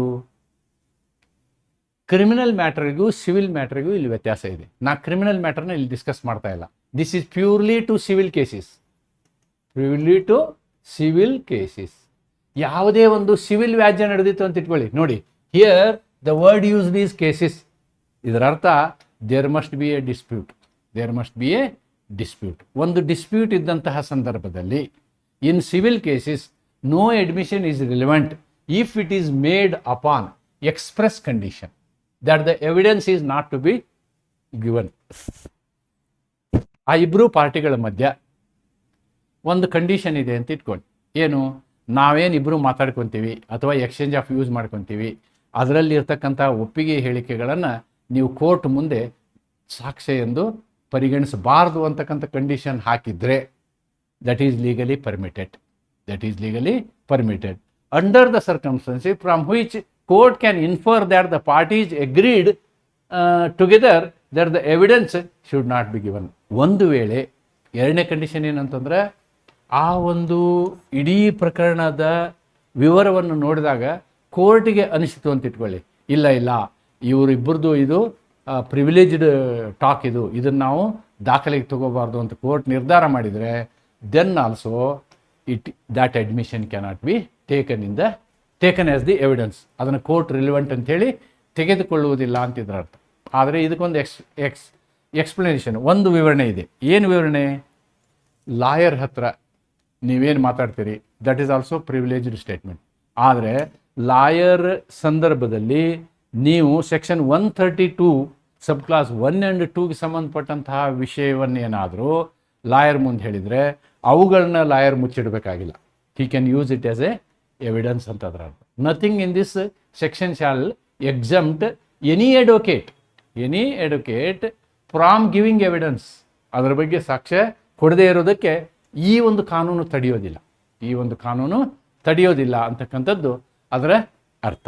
ಓಕೆ, ಅದಕ್ಕೆ ಸಂಬಂಧಪಟ್ಟಂಥ ಕೇಸ್ನ ಅಲ್ಲಿ ಬರೆದಿದ್ದೀನಿ, ಇದು ಕನ್ನಡದ ವಿವರಣೆ. ಇಲ್ಲಿ ನಾನು ಅದರ ವಿವರಣೆಯನ್ನು ಲಾಜಿಕಲ್ ಆಗಿ ಮಾಡಿದ್ದೀನಿ. Without prejudice communications where in the course of negotiation. ನೋಡಿ, ಯಾವುದೇ ಒಂದು ಡಿಸ್ಪ್ಯೂಟ್ ನಡೆದರೆ ಆ ಡಿಸ್ಪ್ಯೂಟನ್ನು ನೀವು ರಾಜಿ ಮಾಡ್ಕೋಬೋದಲ್ವಾ. ರಾಜಿ ಮಾಡ್ಕೊಳ್ಳುವಾಗ ನೀವು ಏನೇನೋ ಹೇಳಿರ್ತೀರಿ, ಹೌದಪ್ಪ ನಾನೇ ತಪ್ಪು ಮಾಡಿದ್ದೀನಿ ಬಿಟ್ಬಿಡು ಅಂತ ಹೇಳಿರ್ತೀನಿ. ನಾನೇ ತಪ್ಪು ಮಾಡಿದ್ದೀನಿ ಅಂತ ಇವನು ಹೇಳಿದ್ದಾನೆ ಅಂತೇಳಿ ಕೋರ್ಟ್ ಮುಂದೆ ತೊಗೊಂಡೋಗೋಕ್ಕಾಗಲ್ಲ. ಏನಂದರೆ ನಾವು ಕಂಡೀಷನ್ ಹಾಕ್ಕೊಂಡಿರ್ತೀವಿ, ನಾನು ಏನು ಮಾತಾಡ್ತೀನೋ ಮಾತಾಡೋ ಯಾವುದೇ ವಿಷಯವನ್ನು ನೀನು ದಾಖಲೆ ಅಂಥೇಳಿ ಅಂದರೆ ಕೋರ್ಟ್ ಮುಂದೆ ಕೊಡುವಂತಹ ಸಾಕ್ಷ್ಯ ಅಂಥೇಳಿ ತೆಗೆದುಕೊಳ್ಳೋ ಹಾಗಿಲ್ಲ ಅಂತಕ್ಕಂಥ ಒಂದು ಕಂಡೀಷನ್ ನಾನು ಹಾಕಿರ್ತೀನಿ. ಅಂಥ ಸಂದರ್ಭದಲ್ಲಿ where in the course of negotiation settlement of dispute a condition is expressly or impliedly impose that the statement made during such negotiations shall not be given in evidence. ಅವುಗಳನ್ನು ನಾವು ಒಪ್ಪಿಗೆ ಎವಿಡೆನ್ಸ್ ಅಂತ ತೊಗೊಳಕ್ಕಾಗಲ್ಲ. Such condition is legally valid. ನೋಡಿ, ಆ ರೀತಿ ನೀವು precondition ಹಾಕೊಂಡು ನೆಗೋಸಿಯೇಷನ್ ಮಾಡ್ಬೋದು.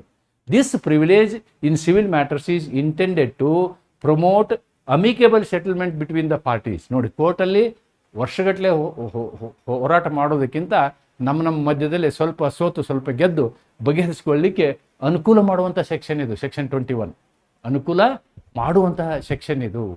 ಆದ್ದರಿಂದ ಸಿವಿಲ್ ಪ್ರಕರಣದಲ್ಲಿ ಈ ಪ್ರಿವಿಲೇಜ್ ಇದೆ. But this is not available in case of criminal ಅಫೆನ್ಸಸ್ಸಲ್ಲಿ ನಾ ಕೊಲೆ ಮಾಡ್ತೀನಿ, ನೀವು ನೋಡಿದೀಯಾ, ನೀ ಸಾಕ್ಷಿ ಹೇಳ್ಬೇಡ ಅಂತ ಹೇಳೋಕ್ಕಾಗಲ್ಲ. But this is permitted only in civil matters. However, communications made outside the course of existing dispute, ಒಂದು ವೇಳೆ ನೀವು ಹೇಳಿದಂಥ ಒಪ್ಪಿಗೆಗಳಿಗೂ ಈ ಒಂದು ವ್ಯಾಜ್ಯಕ್ಕೂ ಸಂಬಂಧ ಇಲ್ಲ ಅಂತ ಇಟ್ಕೊಳ್ಳಿ, ಅದು ಬೇರೆ ವಿಷಯ ಇರಬೇಕು. ಆ ಒಂದು ಸ್ಕೋಪನ್ನು, ನ್ಯಾಯದ ವ್ಯಾಪ್ತಿಯನ್ನು ಬಿಟ್ಟು ಹೊರಗೆ ಹೇಳಿದಂತಹ ಒಪ್ಪಿಗೆ ಹೇಳಿಕೆಗಳನ್ನು ಹೇಳಬಾರ್ದು ಅಂಥೇಳಿ ಹೇಳೋಕ್ಕಾಗಲ್ಲ. That is not considered in this case. Therefore here there is one case, walker versus wisher 1889. ಏನು ಕೇಸ್ ಇದು? ರೈಲ್ವೆ ಆಕ್ಸಿಡೆಂಟಿಗೆ ಸಂಬಂಧಪಟ್ಟಂತಹ ಪ್ರಕರಣ. ಇಲ್ಲಿ ರೈಲ್ವೆದವ್ರು ಏನು ಹೇಳ್ತಾರೆ, ಇನ್ನೂ ರೈಲ್ ನಿಲ್ಲೋಕಿನ ಮೊದಲು ಅವ್ನು ಇಳಿಯಕ್ಕೆ ಹೋದ, ಬಿದ್ದ, ಅವನಿಗೆ ಡ್ಯಾಮೇಜ್ ಆಯಿತು ಅಂತ ರೈಲ್ವೆದವನು ಹೇಳ್ತಾನೆ. ಅವನೇನು ಹೇಳ್ತಾನೆ, ಇಲ್ಲ ರೈಲ್ವೆಯವರು ನಮಗೆ ನಾನು ಇಳಿಯೋದಕ್ಕಿಂತ ಮೊದಲು ಟ್ರೈನ್ ಸ್ಟಾರ್ಟ್ ಮಾಡಿ ಹೋದರು, ಅದಕ್ಕೆ ನಾನು ಬಿದ್ದೆ ಅಂತ ಅವನು ಹೇಳ್ತಾನೆ. This is the point in issue. ಆದರೆ ರೈಲ್ವೆದವ್ರು ಏನು ಮಾಡಿರ್ತಾರೆ ಅಂದರೆ, ವಿದೌಟ್ ಪ್ರಿಜ್ಯೂಡಿಸ್ ಅವನಿಗೆ ಫೋನ್ ಮಾಡಿಬಿಟ್ಟು, ನೋಡಪ್ಪ ನಿನ್ಗೆ ಏನು ಹಾನಿಯಾಗಿದೆ, ಏನು ಪ್ರಾಬ್ಲಮ್ ಇದೆ, ಬಾ ನೀನು ಡಾಕ್ಟರ್ ಹತ್ರ ತೋರಿಸು, ಆಮೇಲೆ ನಾ ಎಲ್ಲ ಹಾನಿಯನ್ನು ಭರಿಸ್ಕೊಡ್ತೀನಿ ಅಂತ ಹೇಳಿರ್ತಾರೆ. ಅವನು ಡಾಕ್ಟರ್ ಹತ್ರ ಬಂದಾಗ ಡಾಕ್ಟರ್ ಕೇಳ್ತಾನೆ ಅವನಿಗೆ, ನೀನು ಯಾಕೆ ಬಿದ್ದೆ ಅಂತ ಹೇಳಿ. ಆವಾಗ ಇಲ್ಲ ಮೂವಿಂಗ್ ಇರೋ ಟ್ರೈನಲ್ಲಿ ನಾನು ಇಳಿತಾ ಇದ್ದೆ ಅದಕ್ಕೆ ಬಿದ್ದೆ ಅಂತ ಹೇಳ್ತಾನೆ, ಅಲ್ಲಿ ನಿಜನೇ ಹೇಳ್ತಾನೆ ಅವನು. ಅದನ್ನು ಸಾಕ್ಷ್ಯವಾಗಿ ತಗೋಬೋದಾ? It cannot be taken as evidence. ಯಾಕೆ ಅಂತಂದರೆ that was a negotiation, under the process of negotiation it was done. ಅದನ್ನು ಎವಿಡೆನ್ಸ್ ಅಂತ ತೆಗೆದುಕೊಳ್ಳೋಕ್ಕಾಗಲ್ಲ ಅನ್ನೋದನ್ನು ನಾವು ಈ ಪ್ರಕರಣದಲ್ಲಿ ನೋಡ್ತೀವಿ. Then on careful reading of section 132, ಅದೇ ನಾನು ಅಲ್ಲಿ ಎಕ್ಸ್ಪ್ಲನೇಷನ್ ಇತ್ತಲ್ವ, ಅದನ್ನು ಇಲ್ಲಿ ನಾನು ನಿಮಗೆ ಎಕ್ಸ್ಪ್ಲೈನ್ ಮಾಡಿದ್ದೀನಿ ಅಷ್ಟೇ. ಏನು, it clear that although advocate is generally bound to preserve the confidentiality. ನೋಡಿ, it was a privilege talk. Lawyer ಮತ್ತು ಕ್ಲೈಂಟ್ ಮಧ್ಯೆ ಮಾತುಗಳಿದಾವಲ್ಲ, ಅವನ್ನ ನಾವು ಯಾವಾಗಲೂ ಗುಪ್ತವಾಗಿಡಬೇಕು. Okay, that is a privileged talk. ಆದಾಗ್ಯೂ ಕೂಡ ಯಾವುದೇ ಒಬ್ಬ ಕ್ಲೈಂಟ್ ಬಂದು ಲಾಯರ್ ಹತ್ರ ಹೇಳ್ತಾನೆ, ಸ್ವಾಮಿ ಒಂದು ಮರ್ಡರ್ ಮಾಡಿ ಬಂದಿದ್ದೀನಿ, ದಯವಿಟ್ಟು ನೀವು ನನ್ನ ಕೇಸ್ ತಗೊಳ್ಳಿ, ಇನ್ನೂ 3 ಮರ್ಡರ್ ಮಾಡೋದಿದೆ, ಇನ್ನೂ 3 ಮರ್ಡರ್ ಮಾಡೋದಿದೆ, ಅದನ್ನು ಮಾಡಿ ಬರ್ತೀನಿ ಅಂತ ಹೇಳ್ತಾನೆ. ಆವಾಗ ಆ ಇನ್ನು 3 ಮರ್ಡರ್ ಮಾಡ್ತೀನಿ ಅಂತ ಅವನು ಹೇಳಿರ್ತಾನಲ್ಲ, ಅದನ್ನು ಅವನು ಸಾಕ್ಷ್ಯವಾಗಿ ಯೂಸ್ ಮಾಡಬೇಕು. ಹೆಂಗೆ? Not extend to communications made in furtherance of any criminal illegal act. ಯಾವುದೇ ಒಂದು ಕಾನೂನು ಬಾಹಿರವಾದಂತಹ ಆ್ಯಕ್ಟನ್ನು ಒಬ್ಬ ವ್ಯಕ್ತಿ ನಾನು ಮಾಡ್ತೀನಿ ಅಂಥೇಳಿ ಲಾಯರ್ ಮುಂದೆ ಹೇಳಿದಾಗ ಅದು ಪ್ರಿವಿಲೇಜ್ ಟಾಕ್ನ ಪರಿವಿ ಒಳಗೆ ಬರೋದಿಲ್ಲ. Therefore educate client privilege does not apply where the communication is intended to facilitate the commission of crime or unlawful act. ಅಂಥ ಸಂದರ್ಭದಲ್ಲಿ ಅದು ಅಪ್ಲೈ ಆಗೋದಿಲ್ಲ ಅಂತಕ್ಕಂಥದ್ದು. So that's all about section 21. Now very important thing is section 25. ನಾವೆಲ್ಲ ಅಡ್ಮಿಷನ್ಗಳನ್ನ relevant ಅಂತ ತೊಗೊಳ್ತೀವಿ ಅಂದರೆ court ಅದನ್ನು ಒಂದು ಸಾಕ್ಷ್ಯವಾಗಿ ತಗೊಳ್ತದೆ ಅಂದಾಕ್ಷಣಕ್ಕೆ ಅದೇ ಫೈನಲ್ ಅಲ್ಲ. ಅದಕ್ಕೆ ನಾವೇನು ಹೇಳ್ತೀವಿ, it is not A conclusive proof but it may ಈ ಸ್ಟಾಪ್ ಅಂತ ಹೇಳಿ. ಇಟ್ ಮೇ ಈ ಸ್ಟಾಪ್. ಸೆಕ್ಷನ್ 25 ಏನು ಹೇಳುತ್ತೆ? Admissions are not conclusive proof of the matters admitted but they may operate as estoppels under the provisions of the act. ಇದೇ ಕಾನೂನಿನಲ್ಲಿರ್ತಕ್ಕಂಥ ಇಸ್ಟಾಪಲ್ class ಇದೆ ಒಂದು. ಇಸ್ಟಾಪಲ್ ಕ್ಲಾಸ್ ಪ್ರಕಾರ ಅದು ಆ್ಯಕ್ಟ್ ಆಗುತ್ತೆ ಹೊರತು ಅದನ್ನೇ ನಾವು ಅಂತಿಮ ಸಾಕ್ಷ್ಯ ಎಂದು ತೆಗೆದುಕೊಳ್ಳಲಾಗುವುದಿಲ್ಲ ಅನ್ನೋದನ್ನು ನಾವಿಲ್ಲಿ ನೋಡ್ತೀವಿ. ಅದಕ್ಕೇ ಈ ಒಪ್ಪಿಕೊಳ್ಳುವಿಕೆಯ ಪರಿಣಾಮವನ್ನು ನಾನಿಲ್ಲಿ ವಿವರವಾಗಿ ಚರ್ಚೆ ಮಾಡಿದ್ದೀನಿ. N admission is not A conclusive proof of the matter admitted. It does not by it self finally determine the truth of the fact admitted. ಒಬ್ಬ ವ್ಯಕ್ತಿ ಒಂದು ವಿಷಯವನ್ನು ಒಪ್ಪಿಕೊಂಡಿದ್ದಾನೆ ಅಂದ ತಕ್ಷಣವೇ ಅದೇ ಸತ್ಯ ಎಂದು ಕಾನೂನು ನಂಬುವುದಿಲ್ಲ. However admission may operate as an estoppel under relevant provisions of the BNS. ಆದರೆ ಅದನ್ನು ನಾವು ಇಸ್ಟಾಪಲ್ ಆಗಿ ಯೂಸ್ ಮಾಡ್ಬೋದು. It can be used as a estoppel. ಏನು, ಅವನು ಕೊಟ್ಟಂಥ ಹೇಳಿಕೆ ಏನಿದೆಯಲ್ಲ ಅದರ ವಿರುದ್ಧವಾಗಿ ಕೋರ್ಟ್ ಮುಂದೆ ಅವನೇ ಅದನ್ನು ನಲಿಫೈ ಮಾಡೋಕ್ಕಾಗಲ್ಲ. He has to be bound by it. But ಅದು ಶಿಕ್ಷೆಯನ್ನು ನಿರ್ಧರಿಸುವ ಒಂದು ಟೂಲು, ಫೈನಲ್ ಅಂತಿಮ ಒಂದು ಮಾಧ್ಯಮ ಅಂಥೇಳಿನೂ ಆಗೋದಿಲ್ಲ. This provision must be red along with section 53 of BSA. Section 53 of BSA ಏನು ಸೆಕ್ಷನ್ 53 ಹೇಳುತ್ತೆ? Facts admitted need not be proved. ಒಮ್ಮೆ ಯಾವುದೇ ಒಂದು ಸತ್ಯವನ್ನು ಒಪ್ಕೊಂಡ ನಂತರ ಅದನ್ನು ಪ್ರೂವ್ ಮಾಡೋ ಅವಶ್ಯಕತೆ ಇಲ್ಲ. ಫ್ಯಾಕ್ಟ್ಸ್ ಅಡ್ಮಿಟೆಡ್ ಇನ್ ಪ್ಲೀಡಿಂಗ್ಸ್. ಎಂಥ ಫ್ಯಾಕ್ಟ್ಸ್ ಅವು? Admitted in pleadings. Facts admitted in pleadings and in the course of judicial proceeding. In the course of judicial proceeding. Pleadings ಅಂತಂದರೆ ನಾವು ಪ್ಲೇಂಟ್ ಕೊಡ್ತೀವಿ, ರಿಟರ್ನ್ ಸ್ಟೇಟ್ಮೆಂಟ್ ಕೊಡ್ತೀವಿ, ಅವೆಲ್ಲವನ್ನು ಸೇರಿಸಿ ಏನು ಮಾಡ್ತೀವಿ ನಾವು ಪ್ಲೀಡಿಂಗ್ ಅಂತೀವಿ. ಅದಾದಮೇಲೆ ಕೋರ್ಟ್ನಲ್ಲಿ ವಿಚಾರಣೆ ನಡೀತದೆ, ನ್ಯಾಯಿಕ ವಿಚಾರಣೆ, ಪ್ರೊಸೀಡಿಂಗ್ಗಳು. ಇವುಗಳಲ್ಲಿ ಕೊಟ್ಟಂತಹ ಹೇಳಿಕೆಗಳೇನಿದಾವಲ್ಲ ಅವುಗಳನ್ನು ನಾರ್ಮಲಿ ನಾವು ಪ್ರೂಫ್ ಅಂತ ತೊಗೊಂಡ್ಬಿಡ್ತೀವಿ. Normally will take them as proof. ಸಾಮಾನ್ಯವಾಗಿ ಅವುಗಳನ್ನು ನಾವೇನು ಸಾಕ್ಷ್ಯಗಳು ಎಂದು ತೆಗೆದುಕೊಳ್ಳುತ್ತೇವೆ, ಪ್ರೂಫ್ ಅಂತ ಹೇಳ್ತೇವೆ. In practice such admissions are treated as conclusive for the purpose of the case unless the court has some doubt. ಒಬ್ಬ ವ್ಯಕ್ತಿ ಬಂದು ನಾನು ಕೊಲೆ ಮಾಡಿದ್ದೀನಿ ಅಂತ ಹೇಳ್ತಾನೆ, ಆದರೆ ಅವನು ಹೆದರಿ ಹೇಳಿರ್ತಾನೆ, ಡ್ರೈವರ್ ನಾನೇ ಸರ್, ನಾನೇ ಡ್ರೈವ್ ಮಾಡಿದ್ದು ಅಂತೇಳಿ ಕೋರ್ಟ್ನಲ್ಲಿ ಹೋಗಿ ಹೇಳ್ತಾನೆ. ಅವನು ಡ್ರೈವರ್ ಮಾಡಿರೋದಿಲ್ಲ, ಓನರೇ ಮಾಡಿರ್ತಾನೆ, ಓನರೇ ಮಾಡಿರ್ತಾನೆ. ಆದರೆ ಓನರ್ ತಾನು ತಪ್ಪಿಸ್ಕೊಳ್ಳೋಕ್ಕೆ ಇವ್ನು ಹೇಳಿರ್ತಾನೆ, ನೋಡು 1 ವರ್ಷ ಶಿಕ್ಷೆ ಆಗುತ್ತೆ, ಹೋಗಿ ಜೈಲಲ್ಲಿರು, ನಾನು ನಿಮ್ಮ ಮನೆಯೆಲ್ಲ ನೋಡ್ಕೊತೀನಿ, ಆಮೇಲೆ ನಿನಗೆ ಇಷ್ಟು ದುಡ್ಡು ಕೊಡ್ತೀನಿ ಅಂತ ಹೇಳ್ತಾನೆ. ರೈಟ್? ಅಂತಹ ಅನೇಕ ಉದಾಹರಣೆಗಳಿದ್ದಾವೆ. ಆದ್ದರಿಂದ ಇಲ್ಲಿ ನಾವು ಇದನ್ನು ಗಮನಿಸಬೇಕು. ಏನು? The court has reason. ಕೋರ್ಟ್ಗೆ ಡೌಟ್ ಬಂತು ಅಂತ ಇಟ್ಕೊಳ್ಳಿ, ಇವನ ಒಪ್ಪಿಕೊಳ್ಳುವಿಕೆ ಹೇಳಿಕೆ ಸರಿ ಇಲ್ಲ ಅಂಥೇಳಿ, ಆವಾಗ court may not accept it. Court may not accept it ಅನ್ನೋದನ್ನು ನಾವು ಗಮನಿಸಬೇಕು. Admission is not conclusive proof. ಅಂತಿಮ ಸಾಕ್ಷ್ಯವಲ್ಲ. It is only a prima facie evidence. ಮೇಲ್ನೋಟಕ್ಕೆ ಮಾತ್ರ ಅದು ಎವಿಡೆನ್ಸ್ ಆಗುತ್ತೆ ಹೊರತು ಕನ್ಕ್ಲೂಸಿವ್ ಪ್ರೂಫ್ ಆಗೋದಿಲ್ಲ. Court does not permit any further evidence to contradict the fact proved. However, since an admissions are not conclusive proof, the party making it is entitled to rebut it. ಯಾವ ವ್ಯಕ್ತಿ ಅದನ್ನು ಮಾಡಿರ್ತಾನೆ ಅದನ್ನು ಅವನು ರಿಬಟ್ ಮಾಡಲಿಕ್ಕೆ ಹಕ್ಕಿದೆ. ಯಾಕೆ ಅಂತಂದರೆ ಅವನು ಒತ್ತಾಯದಲ್ಲಿ ಮಾಡಿದರೆ, ಕೆಟ್ಟ ಪರಿಸ್ಥಿತಿಯಲ್ಲಿ ಮಾಡಿದರೆ, ಅಂತಹ ಸಂದರ್ಭದಲ್ಲಿ ಏನು ಮಾಡ್ಬೋದು, ಅವನು ತನ್ನ ಹೇಳಿಕೆಯನ್ನೇ ತಾನು ತಿರುಚುವುದನ್ನು ಕೂಡ ಕೋರ್ಟು ಕನ್ಸಿಡರ್ ಮಾಡ್ಬೋದು ಅನ್ನೋದನ್ನು ನಾವಿಲ್ಲಿ ಗಮನಿಸಬೇಕು. An admission is regarded as a substantive evidence. It is regarded as a substantive evidence. ಒಂದು ಮೂಲ ದಾಖಲೆ ಅಂತ ಹೇಳಿ ನಾವು ಅದನ್ನು ತಗೊಳ್ತೀವಿ. It has independent evidentiary value. ಅದಕ್ಕೆ ಎವಿಡೆನ್ಸರಿ ವ್ಯಾಲ್ಯೂ ಇದೆ, ಇಲ್ಲ ಅಂತಲ್ಲ. It can be relied by the court even without further corroboration. ಕೋರ್ಟ್ಗೆ ನಂಬಿಕೆ ಆದರೆ, ಪೂರ್ಣ ಪ್ರಮಾಣದ ನಂಬಿಕೆ ಆದರೆ, ಕೋರ್ಟ್ ಏನು ಮಾಡ್ಬೋದು, ಅದೇ ಅಡ್ಮಿಷನನ್ನು ಒಪ್ಕೋಬೋದು. It cannot open further. ನೋಡಿ, ಇಲ್ಲಿ ಆ ಅಡ್ಮಿಷನ್ಗೆ ಸಂಬಂಧಪಟ್ಟಂತಹ ಈ ಪ್ರಕರಣವನ್ನು ನೀನು ಗಮನಿಸಿದ್ರೆ ಗೊತ್ತಾಗುತ್ತೆ. Union of India versus Mokshi builders 1971 ಪ್ರಕರಣ ಇದು. ಮೋಕ್ಷಿ ಬಿಲ್ಡರ್ಸ್ ಆ್ಯಂಡ್ ಟ್ರೇಡರ್ಸ್ ಪ್ರಕರಣದಲ್ಲಿ ಏನಾಗುತ್ತೆ ಅಂತಂದರೆ, ಅವನು ಇನ್ಕಮ್ ಟ್ಯಾಕ್ಸ್ ಆಫೀಸರ್ ಎದುರುಗಡೆ ಬಿಲ್ಡಿಂಗ್ ನಂದೇ ಅಂಥೇಳಿ ಒಪ್ಪಿಗೆ ಪತ್ರ ಬರೆದು ಕೊಟ್ಟಿರ್ತಾನೆ. This building belongs to me ಅಂತ ಬರೆದು ಕೊಟ್ಟಿರ್ತಾನೆ. ಯಾರಿಗೆ? IT ಆಫೀಸರ್ಗೆ. ಆದರೆ ಕೋರ್ಟ್ ಮುಂದೆ ಬಂದೇನು ಹೇಳ್ತಾನೆ, ಇಲ್ಲ ಸ್ವಾಮಿ, ಈ ಬಿಲ್ಡಿಂಗ್ ನಮ್ದಲ್ಲ ಅಂತಾನೆ. ಆವಾಗ ಇನ್ಕಮ್ ಟ್ಯಾಕ್ಸ್ ಆಫೀಸರ್ ಮುಂದೆ ಕೊಟ್ಟಂತಹ ಅವನ ಹೇಳಿಕೆ ಇದೆಯಲ್ಲ, ಅದನ್ನು ಕೋರ್ಟ್ ಏನು ಮಾಡ್ತದೆ, ಪರಿಗಣಿಸ್ತದೆ. That will be taken as substantive evidence of the fact. So this is one case law. Another case law is there. Thirujan versus returning officer Tamil Nadu 1977 case. ಏನು?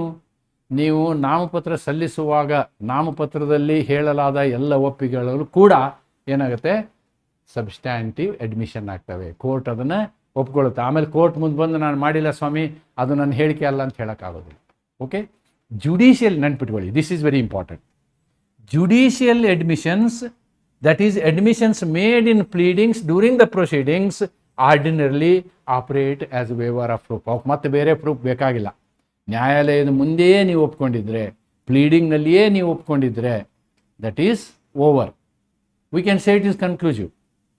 By virtue of section 53 of the Bharatiya Sakshya Adhiniyam, facts admitted need not be provided, and this will squarely apply to judicial admissions. ನಾನು ಹಿಂದಿನ ಕ್ಲಾಸಲ್ಲಿ ಹೇಳಿದಂಗೆ there are extrajudicial admissions also. That is, admissions made outside the court may become binding. They may work as estoppel. ಅಂದರೆ ಯಾವ ವ್ಯಕ್ತಿ ಹೇಳಿರ್ತಾನೋ ಅದ್ರ ವಿರುದ್ಧ ಹೇಳಿಕೆ ಕೊಡೋಕ್ಕೆ ಸಾಧ್ಯ ಇಲ್ಲ ಅನ್ನೋದನ್ನು ಒಪ್ಬೋದು. But that cannot be a conclusive proof. Okay?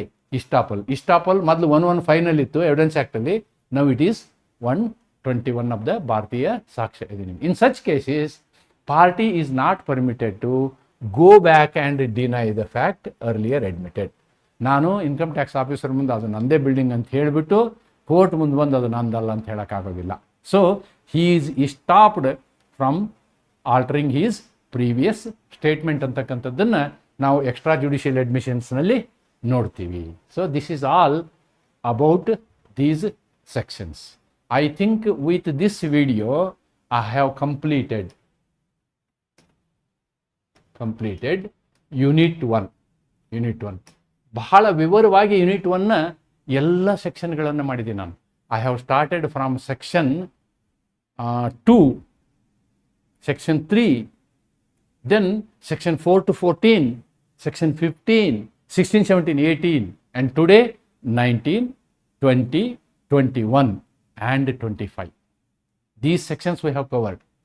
2, 3, 4 to 14, 15, 16 to 18, 19 to 21 and 25.